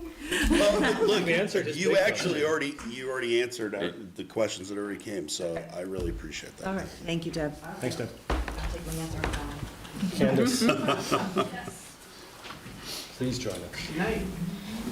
Thank you for waiting again. Yeah, no problem. Candace Morgan, and I am a resident of the city of Essex Junction. I live over on Arlington Street, and I've been there for 10 years now. Great. Yes.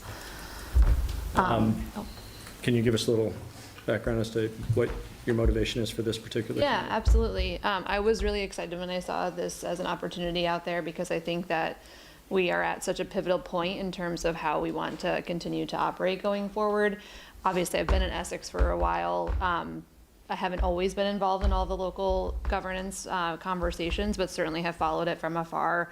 And I think that we're asking the right questions at the right time. And I think that, asking folks to be involved and serve in an advisory role to you all, I think is a really important way to structure this as well, to give you recommendations and consider things as we move forward, and can bring a variety of perspectives to those conversations from folks that have that history or others that are new to the community or new to these conversations. I think that given all of the change that we have seen in terms of how we're run and operated, it's a great conversation to have right now, and I would be happy to be a part of that as well. I've known Kansas from many other entities and Yes. think very highly of you. I'm very glad you stepped up. Yeah, Thank you. no, absolutely.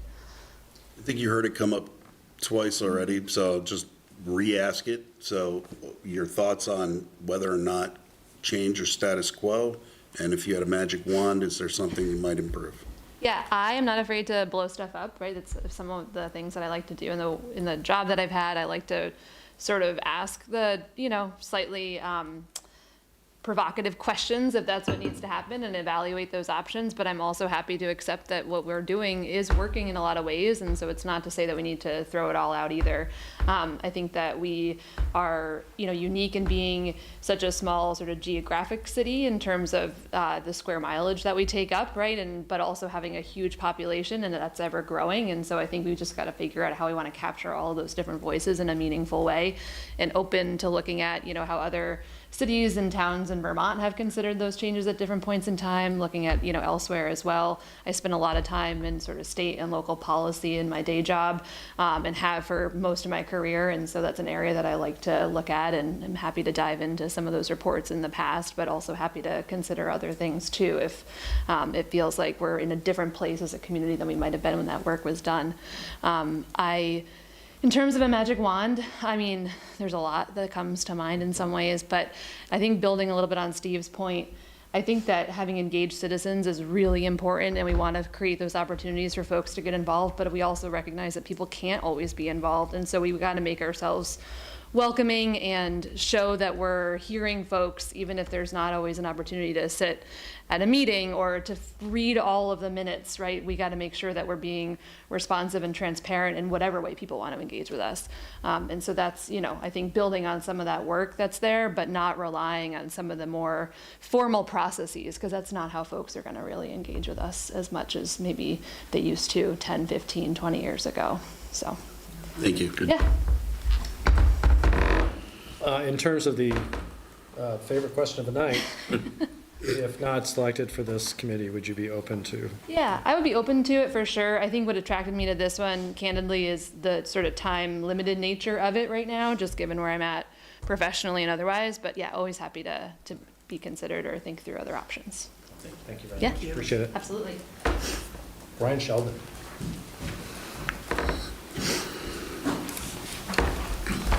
Thanks for joining us. Hi, everybody. How you doing? Doing well. Excellent. We all know you. Thanks for dressing up. Thanks for. I forgot. I have a purple Santa hat. I should have brought it if I'd known. Next week, we're meeting too. Yeah. Yes, you can bring it to that. Can you just sort of give us an overview of your motivations here? Sure. As you mentioned, you all know me. A lot of the reasons you guys know me is through local politics, right? So, my introduction to local politics was actually in Austin, Texas. In Austin, they had a at-large city council of 5 people, I believe. And at the time, my commute was within the city of Austin, and it was 26 miles, so a little bit bigger, both geographically. And population-wise, Austin's just under 1 million people. But they had 5 city councilors that all lived within 2 minutes or 2 miles of City Hall. So there was a proposal on the table to have districts in that case. And I helped gather signatures to get that on the ballot, and it passed, and it's now law in Austin. So, I really like that particular proposal, and I can bore you with the details. So let's not bore you with the details, because one of the things I think you're going to ask me is if I have a predetermined notion about how we should go forward. And I really don't. I did fight pretty hard against the 3-3 proposal, which is the history on why we one of the reasons why this proposal is part of the charter, right, is because that passed, but we couldn't get it into the town quickly enough before the merger and separation happened. So I do have some. Particularly in terms of districts, in districting, I do have interest and experience that I think is relevant. As a member of the Town of Essex BCA, I live in the city now, but as a member of the Town of Essex BCA, I did some sample districts to try to, because the BCA helps give give feedback to the legislature on that. So, I played with some of the districting software to see what districts might be viable within the town. And like for example, I know the neighborhood by where you live, Mr. President, is challenging because here's the thing: if you want to add it on, if you want to add any, because it's pretty small, but if you want to add on a little bit, you have to go a long ways because either you cross the town boundary to the north, or the fairgrounds where actually it's not nobody lives there. Only 40 people live there. I don't know who these people are, but so there's some challenges that I've played with if districting is a way that we decide to go. So. We have had in the governance report, one of the goals was to establish neighborhood forums, sort of like NPAs in Burlington. Yep. And so that has been a consideration in the past. In terms of participation, it might be a great way to move forward. So we'll see what happens. Magic wand? I think a lot of the folks have touched on this as well, and I think you guys have this experience. I think that I'm about to talk about is that there is a small number of people in any municipal issue who are very, very vocal, and what that doesn't do is capture you capture the whole opinion of all the electorate. So, I don't know, in my application, I talked about maybe leveraging some of my experience door knocking to see if we could get some information. I don't know if we have the time for that, to be honest. No. But yeah, if I have a magic wand, it would be to, gather some better data from the, kind of silent majority of Essex Junction. Excellent. Thank you. Appreciate it. Thank you. Thanks, Brian. Gabrielle. Hi, everybody. Hi. Gabrielle Smith. I live on Woodstock Lane in the city. Do you want me to start by saying a few things? Do you want to jump Sure, in? go for it. Yes. So I've been very active in the past. When I first moved here, I didn't have any interest at all in municipal government. None. And then I got involved in a thing called Heart and Soul of Essex, and I became kind of a municipal junkie. And I have a deep appreciation for municipal governance and municipal staff. And I think that what I've discovered in my journey since, which led me to work nationally for Community Heart and Soul, so I've been to so many municipalities, worked with so many staff and municipal leaders, and I think that what I learned is that I think most people, municipal government is just kind of opaque. And you maybe even don't really think a whole lot about how important it is to your life. It's just something that happens around you because there's so many essential services that you all make sure happen. And I think what I learned through that evolution through the Essex Governance Group and then with our Village Our Voices is people need the opportunity to begin to understand before they can be asked their opinion. We're asked our opinion like, I don't know, want my opinion on the sewer utility water district? Like, I don't know. My toilet flushes, so I'm feeling pretty good about that. I don't mean to demean all of us I'm one of those folks, right? But I do think that it doesn't take a lot. What I learned with our Village Our Voices is that if you show up in a way where you're putting residents first, and really thinking, what do you need to know? And no question is stupid. And we're here to just help you get accurate information so you can make whatever decision you want to make. And look what happened. I mean, the turnout, I remember Raj saying it passed. I'm like, oh my God, look at the turnout for a single issue. Like that to me was exciting and invigorating. The reason I'm here is because of what Raj said, is that we made a promise with our Village Our Voices that we would do this because we didn't have the time. So here I am. Thank you. Awesome. I'll ask his question. If you had a magic wand. If I had a magic wand, I would love for people to not see property taxes as anything but an ever-increasing drain. I understand so many people are under significant financial strains, and property taxes can be a whopper. And yet, as you all know, every single one of those dollars does something locally. And I think that my magic wand would be that with that appreciation and understanding, especially those of us who can afford to pay, would have a way to do it. Because frankly, I think my magic wand would be that our staff isn't so strained. I look at Chelsea, she's doing 2 jobs now. Why? Because she has to. And she's doing it. I don't hear her complaining about it, but she's doing it. And the more she does it, as we all know, the less likely it is she's gonna ever get it separated out and have all the services she needs, right? So that would be my dream, that people have the opportunity to understand and appreciate what local government is all about and what your tax dollars gets you. Maybe not you personally all the time, but your community. Great. Thank you. Thank you. So, and thank you all. Appreciate it. Thanks. Thanks. So back to you, Josh. You can if you'd like, or you can just let us. You can let us. Make it sound like it's gonna. I don't want to. I don't want to put you on the spot. If you want to think about it and let Joanne know or Regina know, like your interest, we're not. There's still room on the committee, and so if you just let us know. That said, well, having said that, we should probably know. We can wait on a decision on both, I suppose. If you tell me, if you'd like us to wait on both of them, we can wait on both of them. I don't want to put any pressure on you, but I want you to have the opportunity to think about it. Yeah, I'll think about it. I'll get back to Joanne. Okay. Is that reasonable? Yeah, I think that works. Okay. Excellent. Thank you. Thank you. Thank you all for coming. Thanks all. That's the extent of the interviews tonight. So we And appreciate you spending the time. And Very much appreciate Waiting everyone through all who's the willing to previous part of the step meeting. up and serve on a committee. Okay.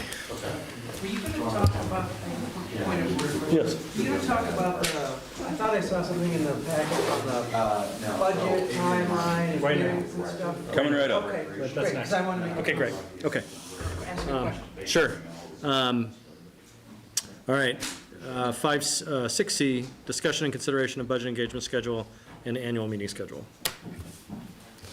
Okay, we've got Ashley here online. And so essentially what you've got in your packet, so as you know, we started looking at the budget with the council for the first time last Tuesday on Budget Day. And now we've got a couple of schedule items to talk through with you, both in terms of trying to get the word out there and engagement with the community about the budget, and then also post sending the budget to the voters. You're going to do something by the end of February that will finalize the budget from your end, and then there's another avenue to get the word out before folks vote. So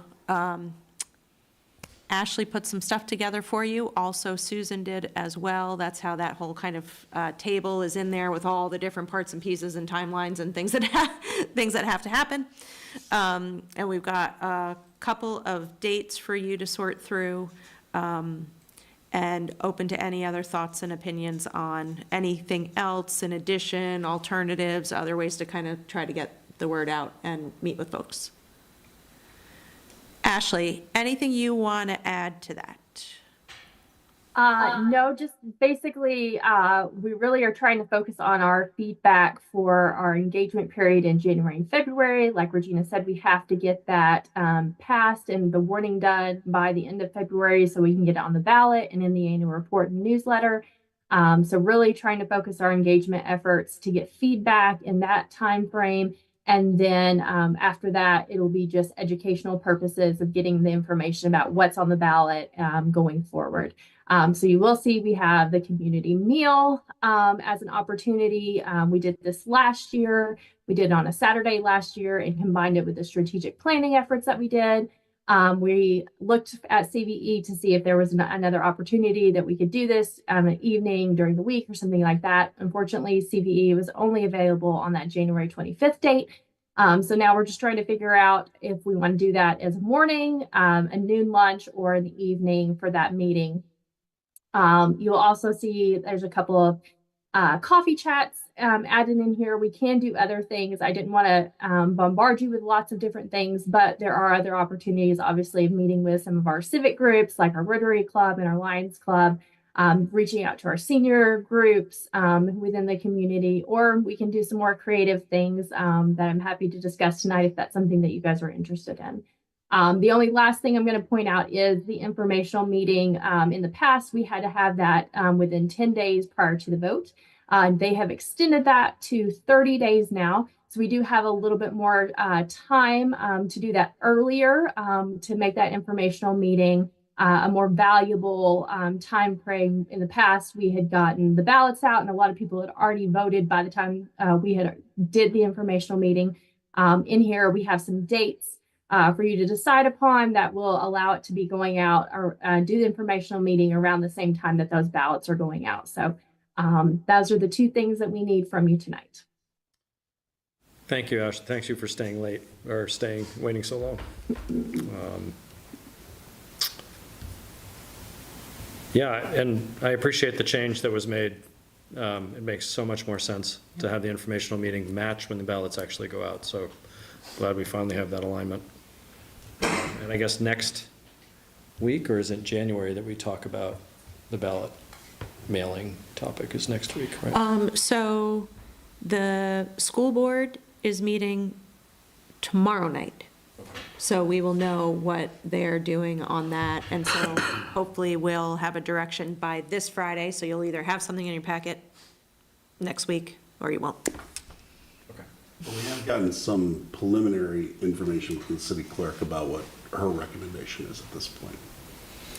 Yes, essentially. So the concept is, are we universally mailing ballots, or are we doing a slightly hybrid approach where we send everybody a postcard in the beginning of the calendar year and ask folks to get back to us and let us know if they'd prefer a mailed ballot or not? Then every election that we are in control of throughout that year, we would follow that guide. So as an example, last year we did universal ballot mailing. And so everybody got the ballot for the first school vote, but then when we had to have a second school vote, we didn't have one. If that same situation were to happen in this new hybrid possibility, whoever asked for a ballot to be mailed would get it both times. But we wouldn't mail it to absolutely everybody. So I would request that as a resident, I receive the postcard, I make my acknowledgement that I do want one at the beginning of the year. That will take care of any elections through the year. Through the year, though, through the rest of the year, we're not going to be asking again, because I can also imagine somebody either, for whatever reason, they missed the first postcard. Yeah. And so later on in the year, if it's not acknowledged, wonder if we're missing it by not doing it sometime later. I can see it working and applying with the school vote example, for instance, because of the way that timing works. But I wonder if, against that timing, and then much later, for a November vote, for instance, whether or not we wouldn't want to do another postcard later. Yeah, we're not getting into it tonight either, but yeah, my fault, but, yeah, sorry. Different people paying for those two elections too. Different entities paying for those two elections, so it's an interesting conversation that I hope they include us in before making a blanket decision. But yeah, okay. But it's great that they align, so we need, anybody have any feedback for this?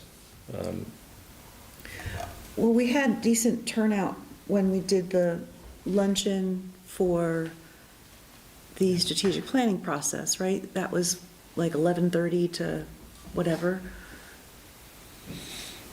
Yeah, do you remember, I don't remember that exact time frame. Ashley, do you remember the times?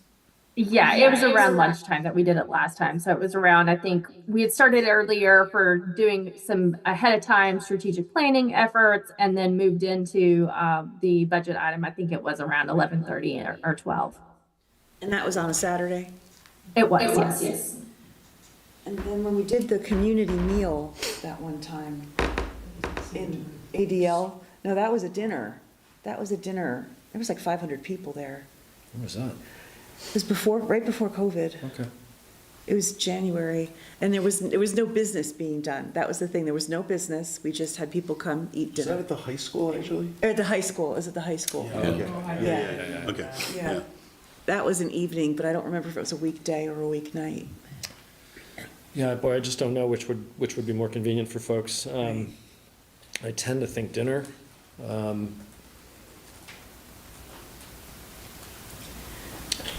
But it was well attended. Amber, you had your hand up. I was going to talk about the engagement piece, but while we're talking about this, maybe what we do is we know what we got for attendance doing it at noon. Let's try an evening one this time around and see what we get for attendance. And will we be able to have childcare? That's something we can definitely approach with rec and see if that would be something they'd be willing to help out. It's something that I've definitely put on my list.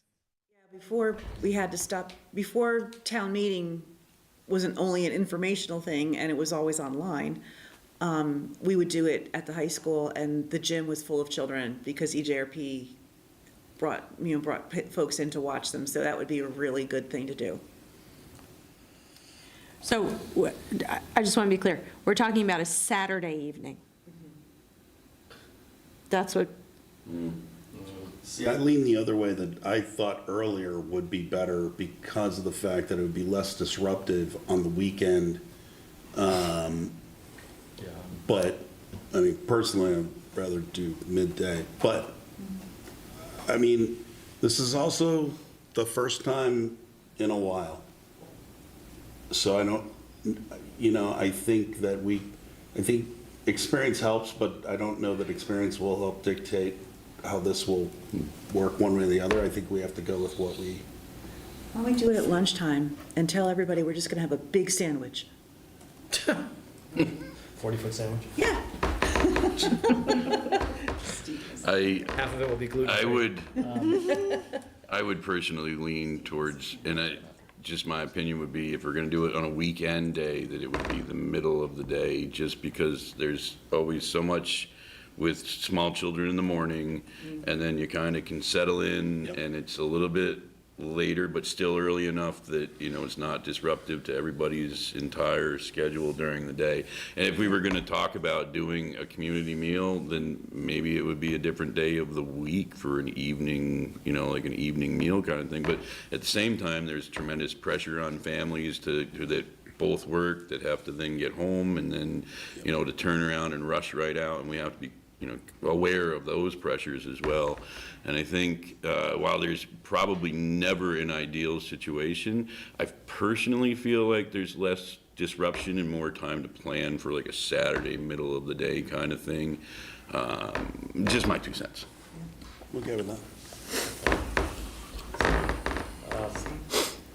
So I guess we're sort of settling on midday that Saturday for that.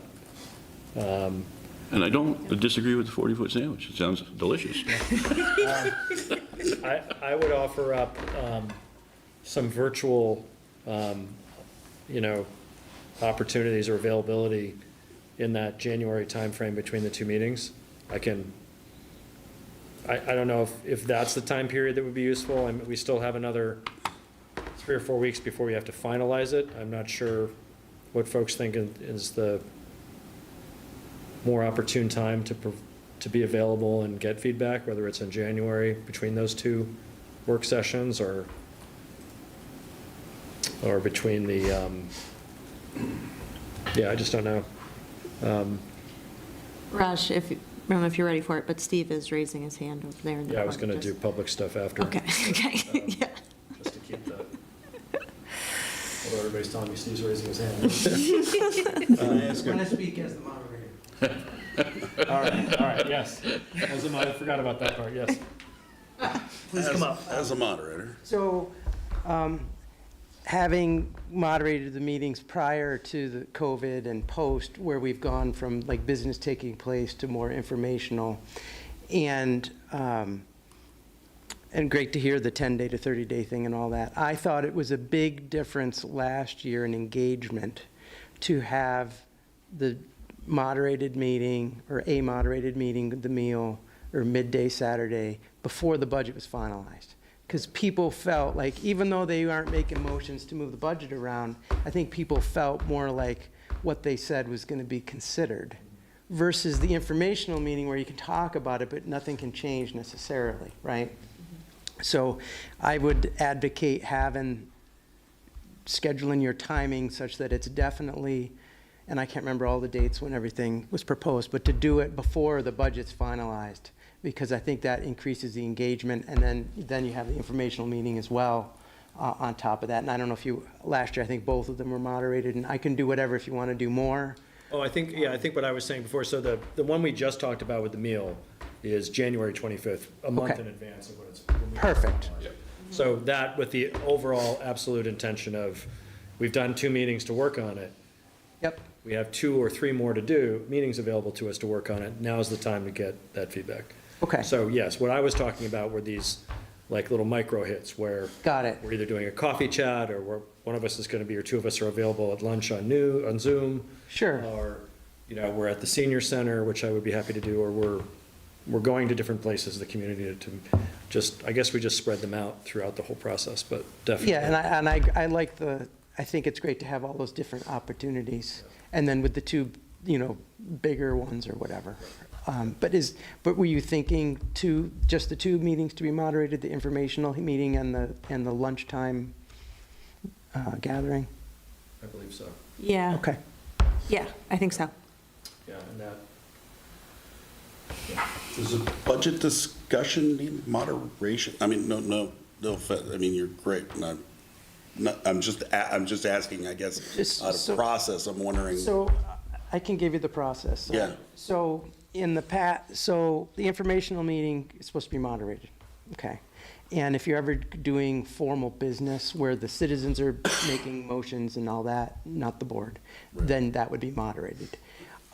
Moderators can be involved as needed beyond that. I think sometimes when you're dealing with something, like I got feedback that it was nice to have an independent person kind of leading the discussion. I mean, you all answered the questions, the staff and the board, but just sometimes people feel more comfortable if you're looking for engagement to have someone not on the board leading the discussion. So that was my feedback that I got from some people, and just kind of watching things play out. I appreciate that. Thank you. Great perspective. So one of the questions that they need an answer to, I think we answered the first one with the community meal, is the informational hearing, March 17th, 19th, or March 24th, excuse me. 17th is a Monday, 19th is a Wednesday, 24th is another Monday. Obviously, 17th and 19th are closer to when the ballots go out. Potentially by the 24th, somebody could have voted, I suppose. So do we have a preference on that? 19th is when we normally meet. It's the 3rd Wednesday of the month. So it would be typical for us, sort of on the schedule, I suppose. It would sort of take a business meeting out of the loop. Which not a bad thing. But. Yep. Ashley, confirmation. Up above in the text, we limited that to the 17th or the 25th. All 3 are still down in the table. Is there a reason why we took the 19th off? There is a cultural holiday that is it ends on the 19th. And so there's been some conflicting. When I look at one group who has the cultural holiday, there's no restrictions. When I look at another group, there is some cultural restrictions. So originally we had those 3 dates on there. And then after Regina and I talked about this, we had decided to pull that off at the 19th, just to be on the safe side and be respectful of that cultural holiday. I apologize for that. No, you don't need to apologize. We didn't edit it correctly. So it's listed down below with the 3 options. So sorry about that. So really, we're looking at March 17th, which some may consider a holiday of sorts. As an Irish Catholic, I'll say I don't, but but certainly some people do. The 24th would be the other option. Or 25th. Sorry, 25th. Tuesday. Okay. I don't have strong feelings on it myself. Either way. It's early in the evening. It shouldn't conflict too much with St. Patrick's Day, but that's... Well, that's after 10 a.m. I beg to differ. Amber did have her hand up for a second there. Sorry, I can't see everything. Sorry, Amber, we can't see you right now. I can now. It's all good. No, I was just gonna throw my 2 cents in and say that my vote would be the 25th, just to not conflict with St. Patty's Day.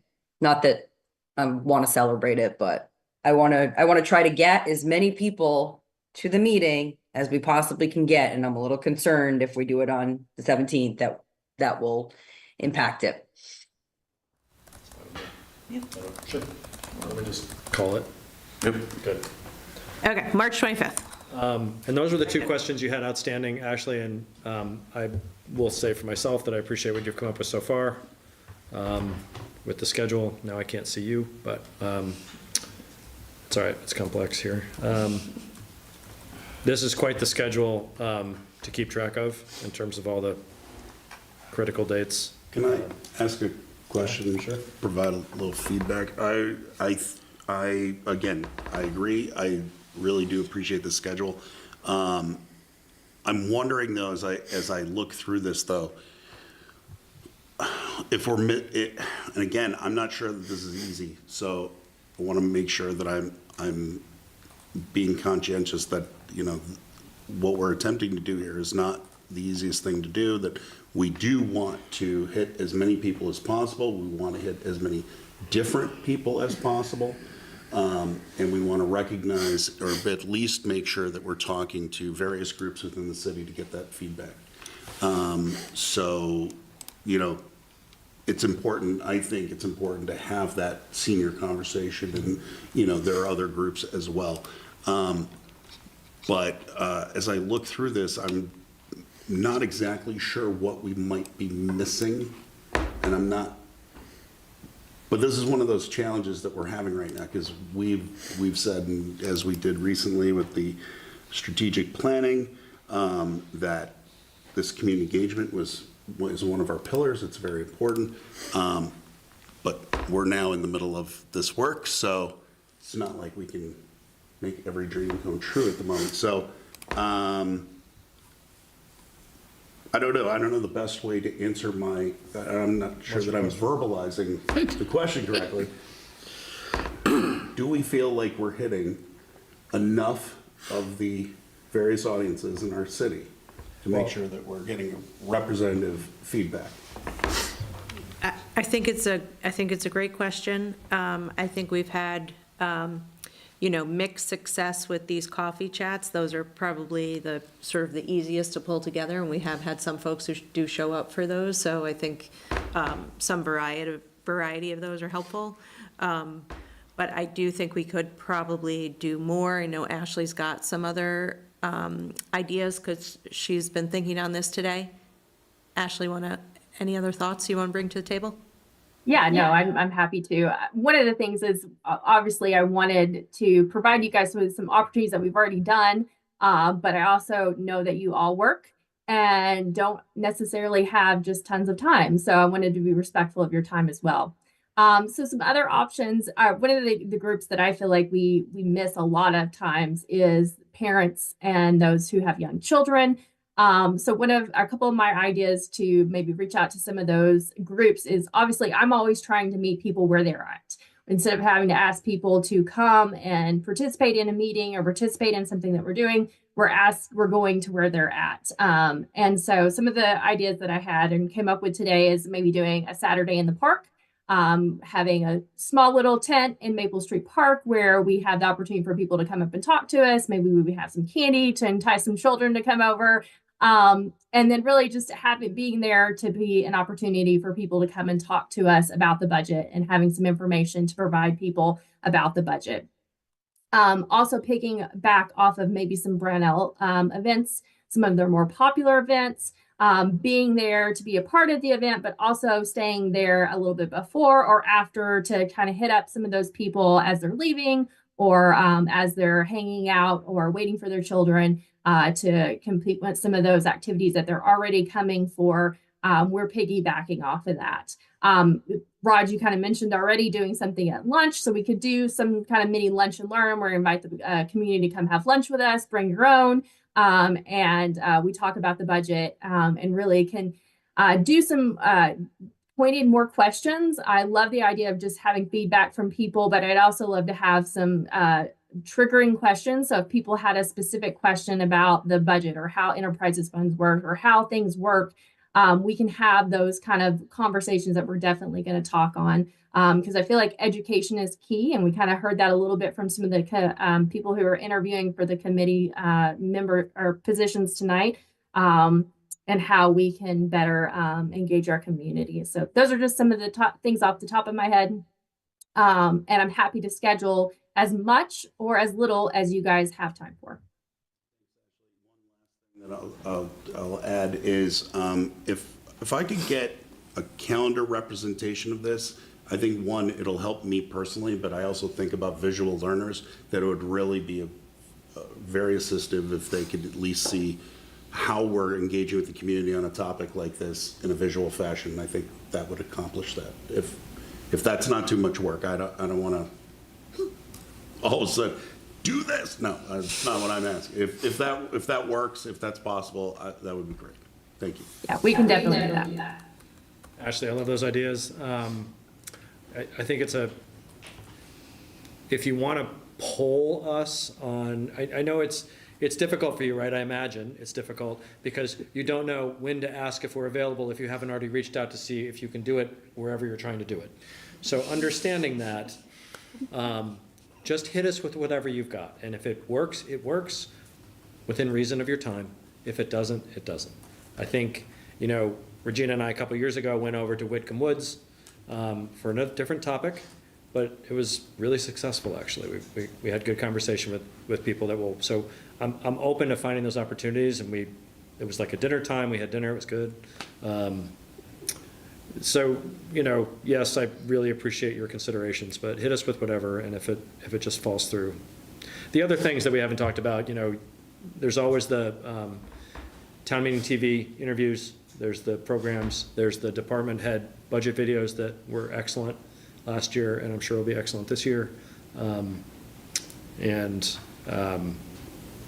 know if there's an opportunity for, this might be too early in our process for this year, but if there's an opportunity for department one-pagers, really interesting infographics or some simple way to say, here's the general fund, here's kind of where it's going, some of the graphs we always use, some of the highlights in different departments where there's significant changes.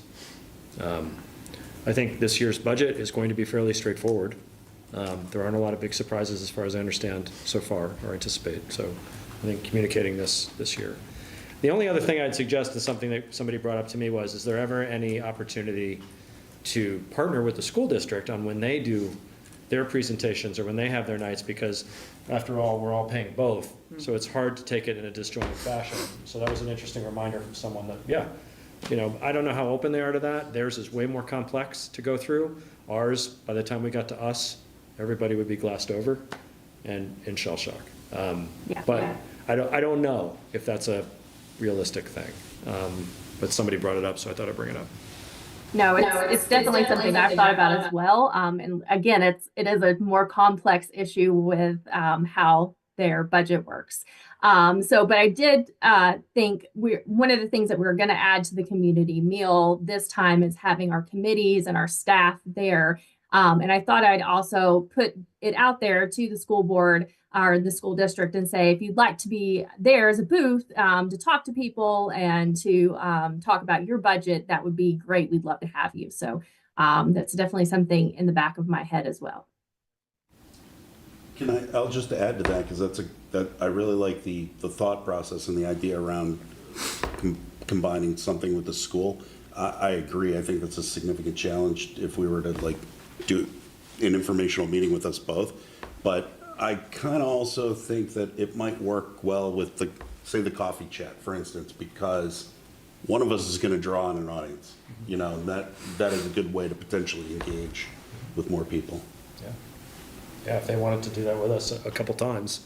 Yeah. You know, yeah, they might be the bigger draw this year than ours, potentially.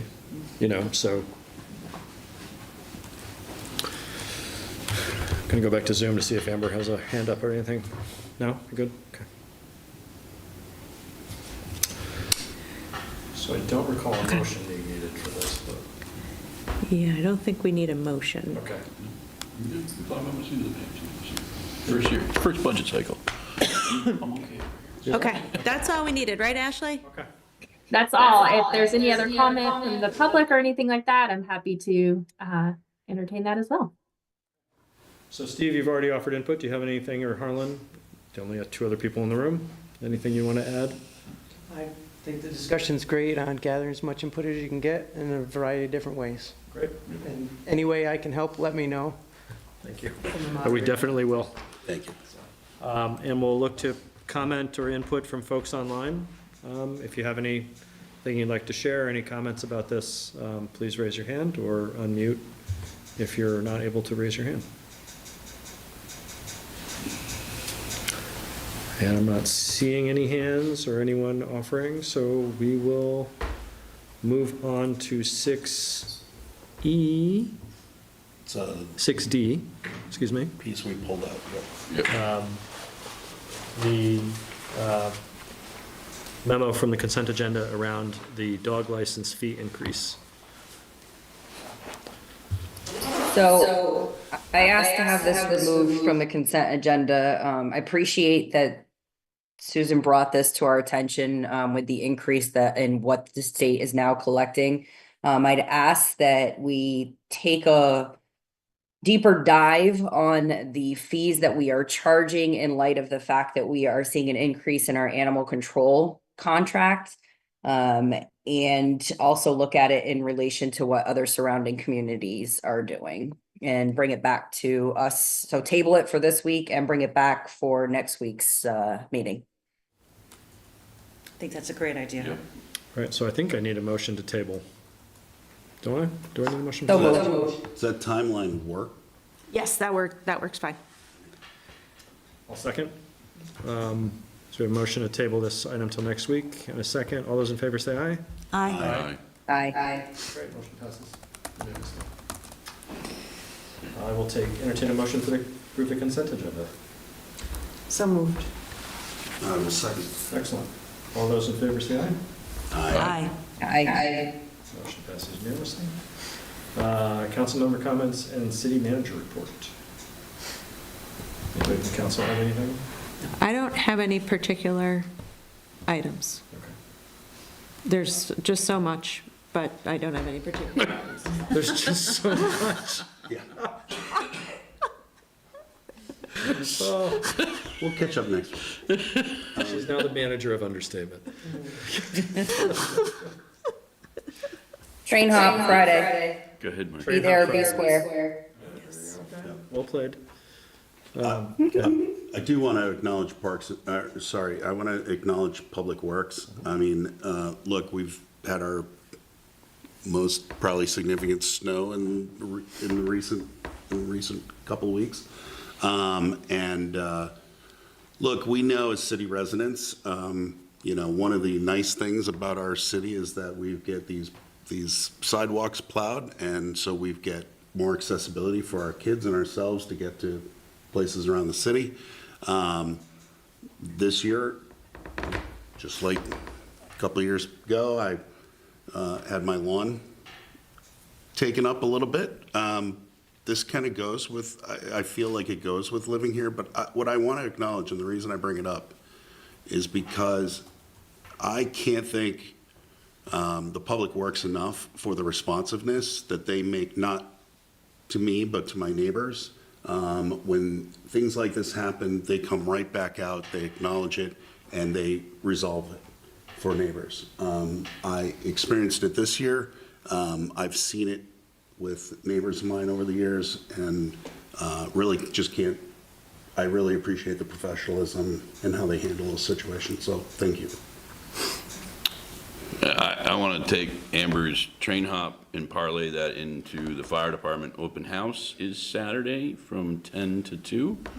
It's a good chance to stop in and have a cookie from Quality Bake Shop and some hot apple cider and see what your fire department's up to. Oh, boy. And because Marcus is channeling it, the lights are up on Marcus and at the Maple Street Park. So thanks to Public Works for once again going above and beyond with those lights. They're great space. You reminded me, I did want to say something that's less fun, but we are going to have to actually cut the power to our temporary office space on the senior center.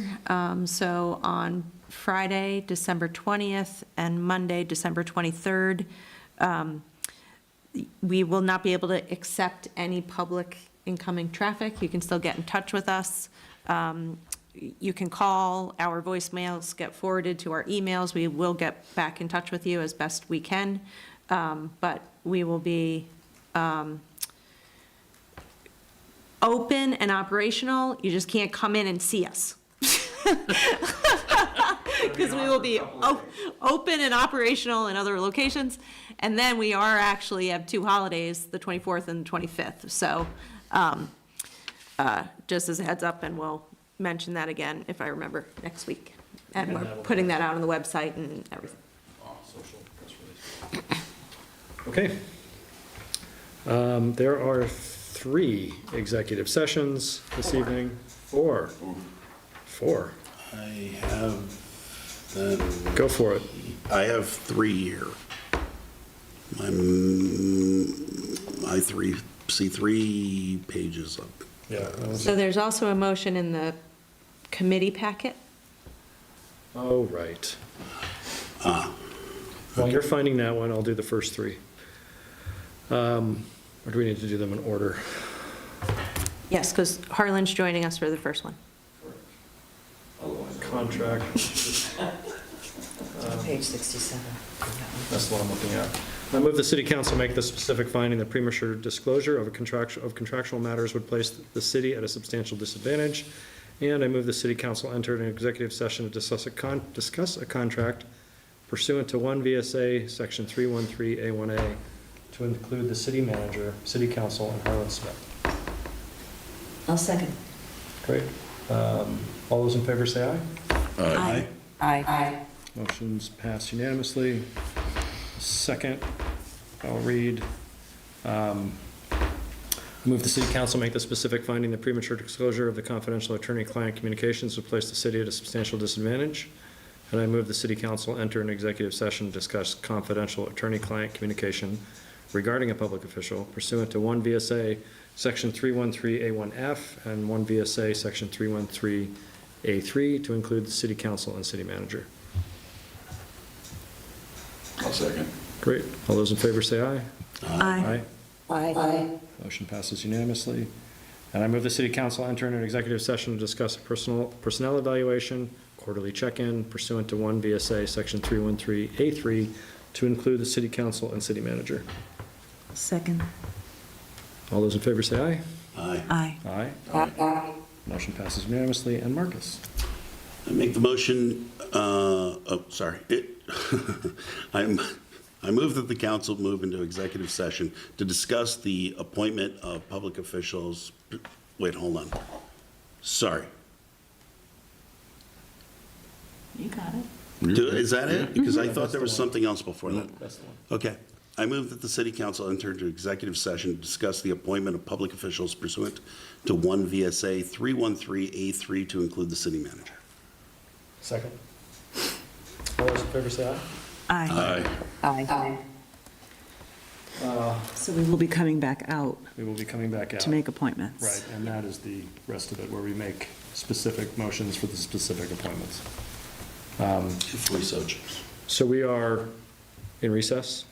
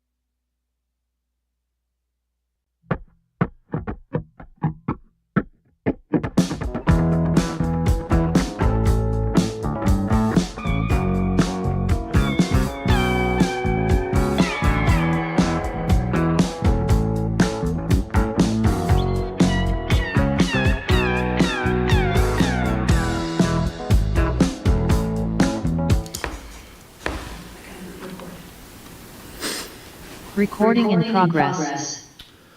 All right, we're back. Going to make a motion to appoint 2 members to the Police Community Advisory Board. I move that we appoint Jenny Parker to a 3-year term and David Harrington to a 2-year term to the Police Community Advisory Board. Second. Great, all those in favor say aye. Aye. Aye. Motion passes unanimously. Thank you to Jenny and David for being willing to serve. Absolutely. At this point, I'll entertain a motion to adjourn. So moved. All those in favor say aye. Aye. Aye. You need a second. I'll give you that. Elaine.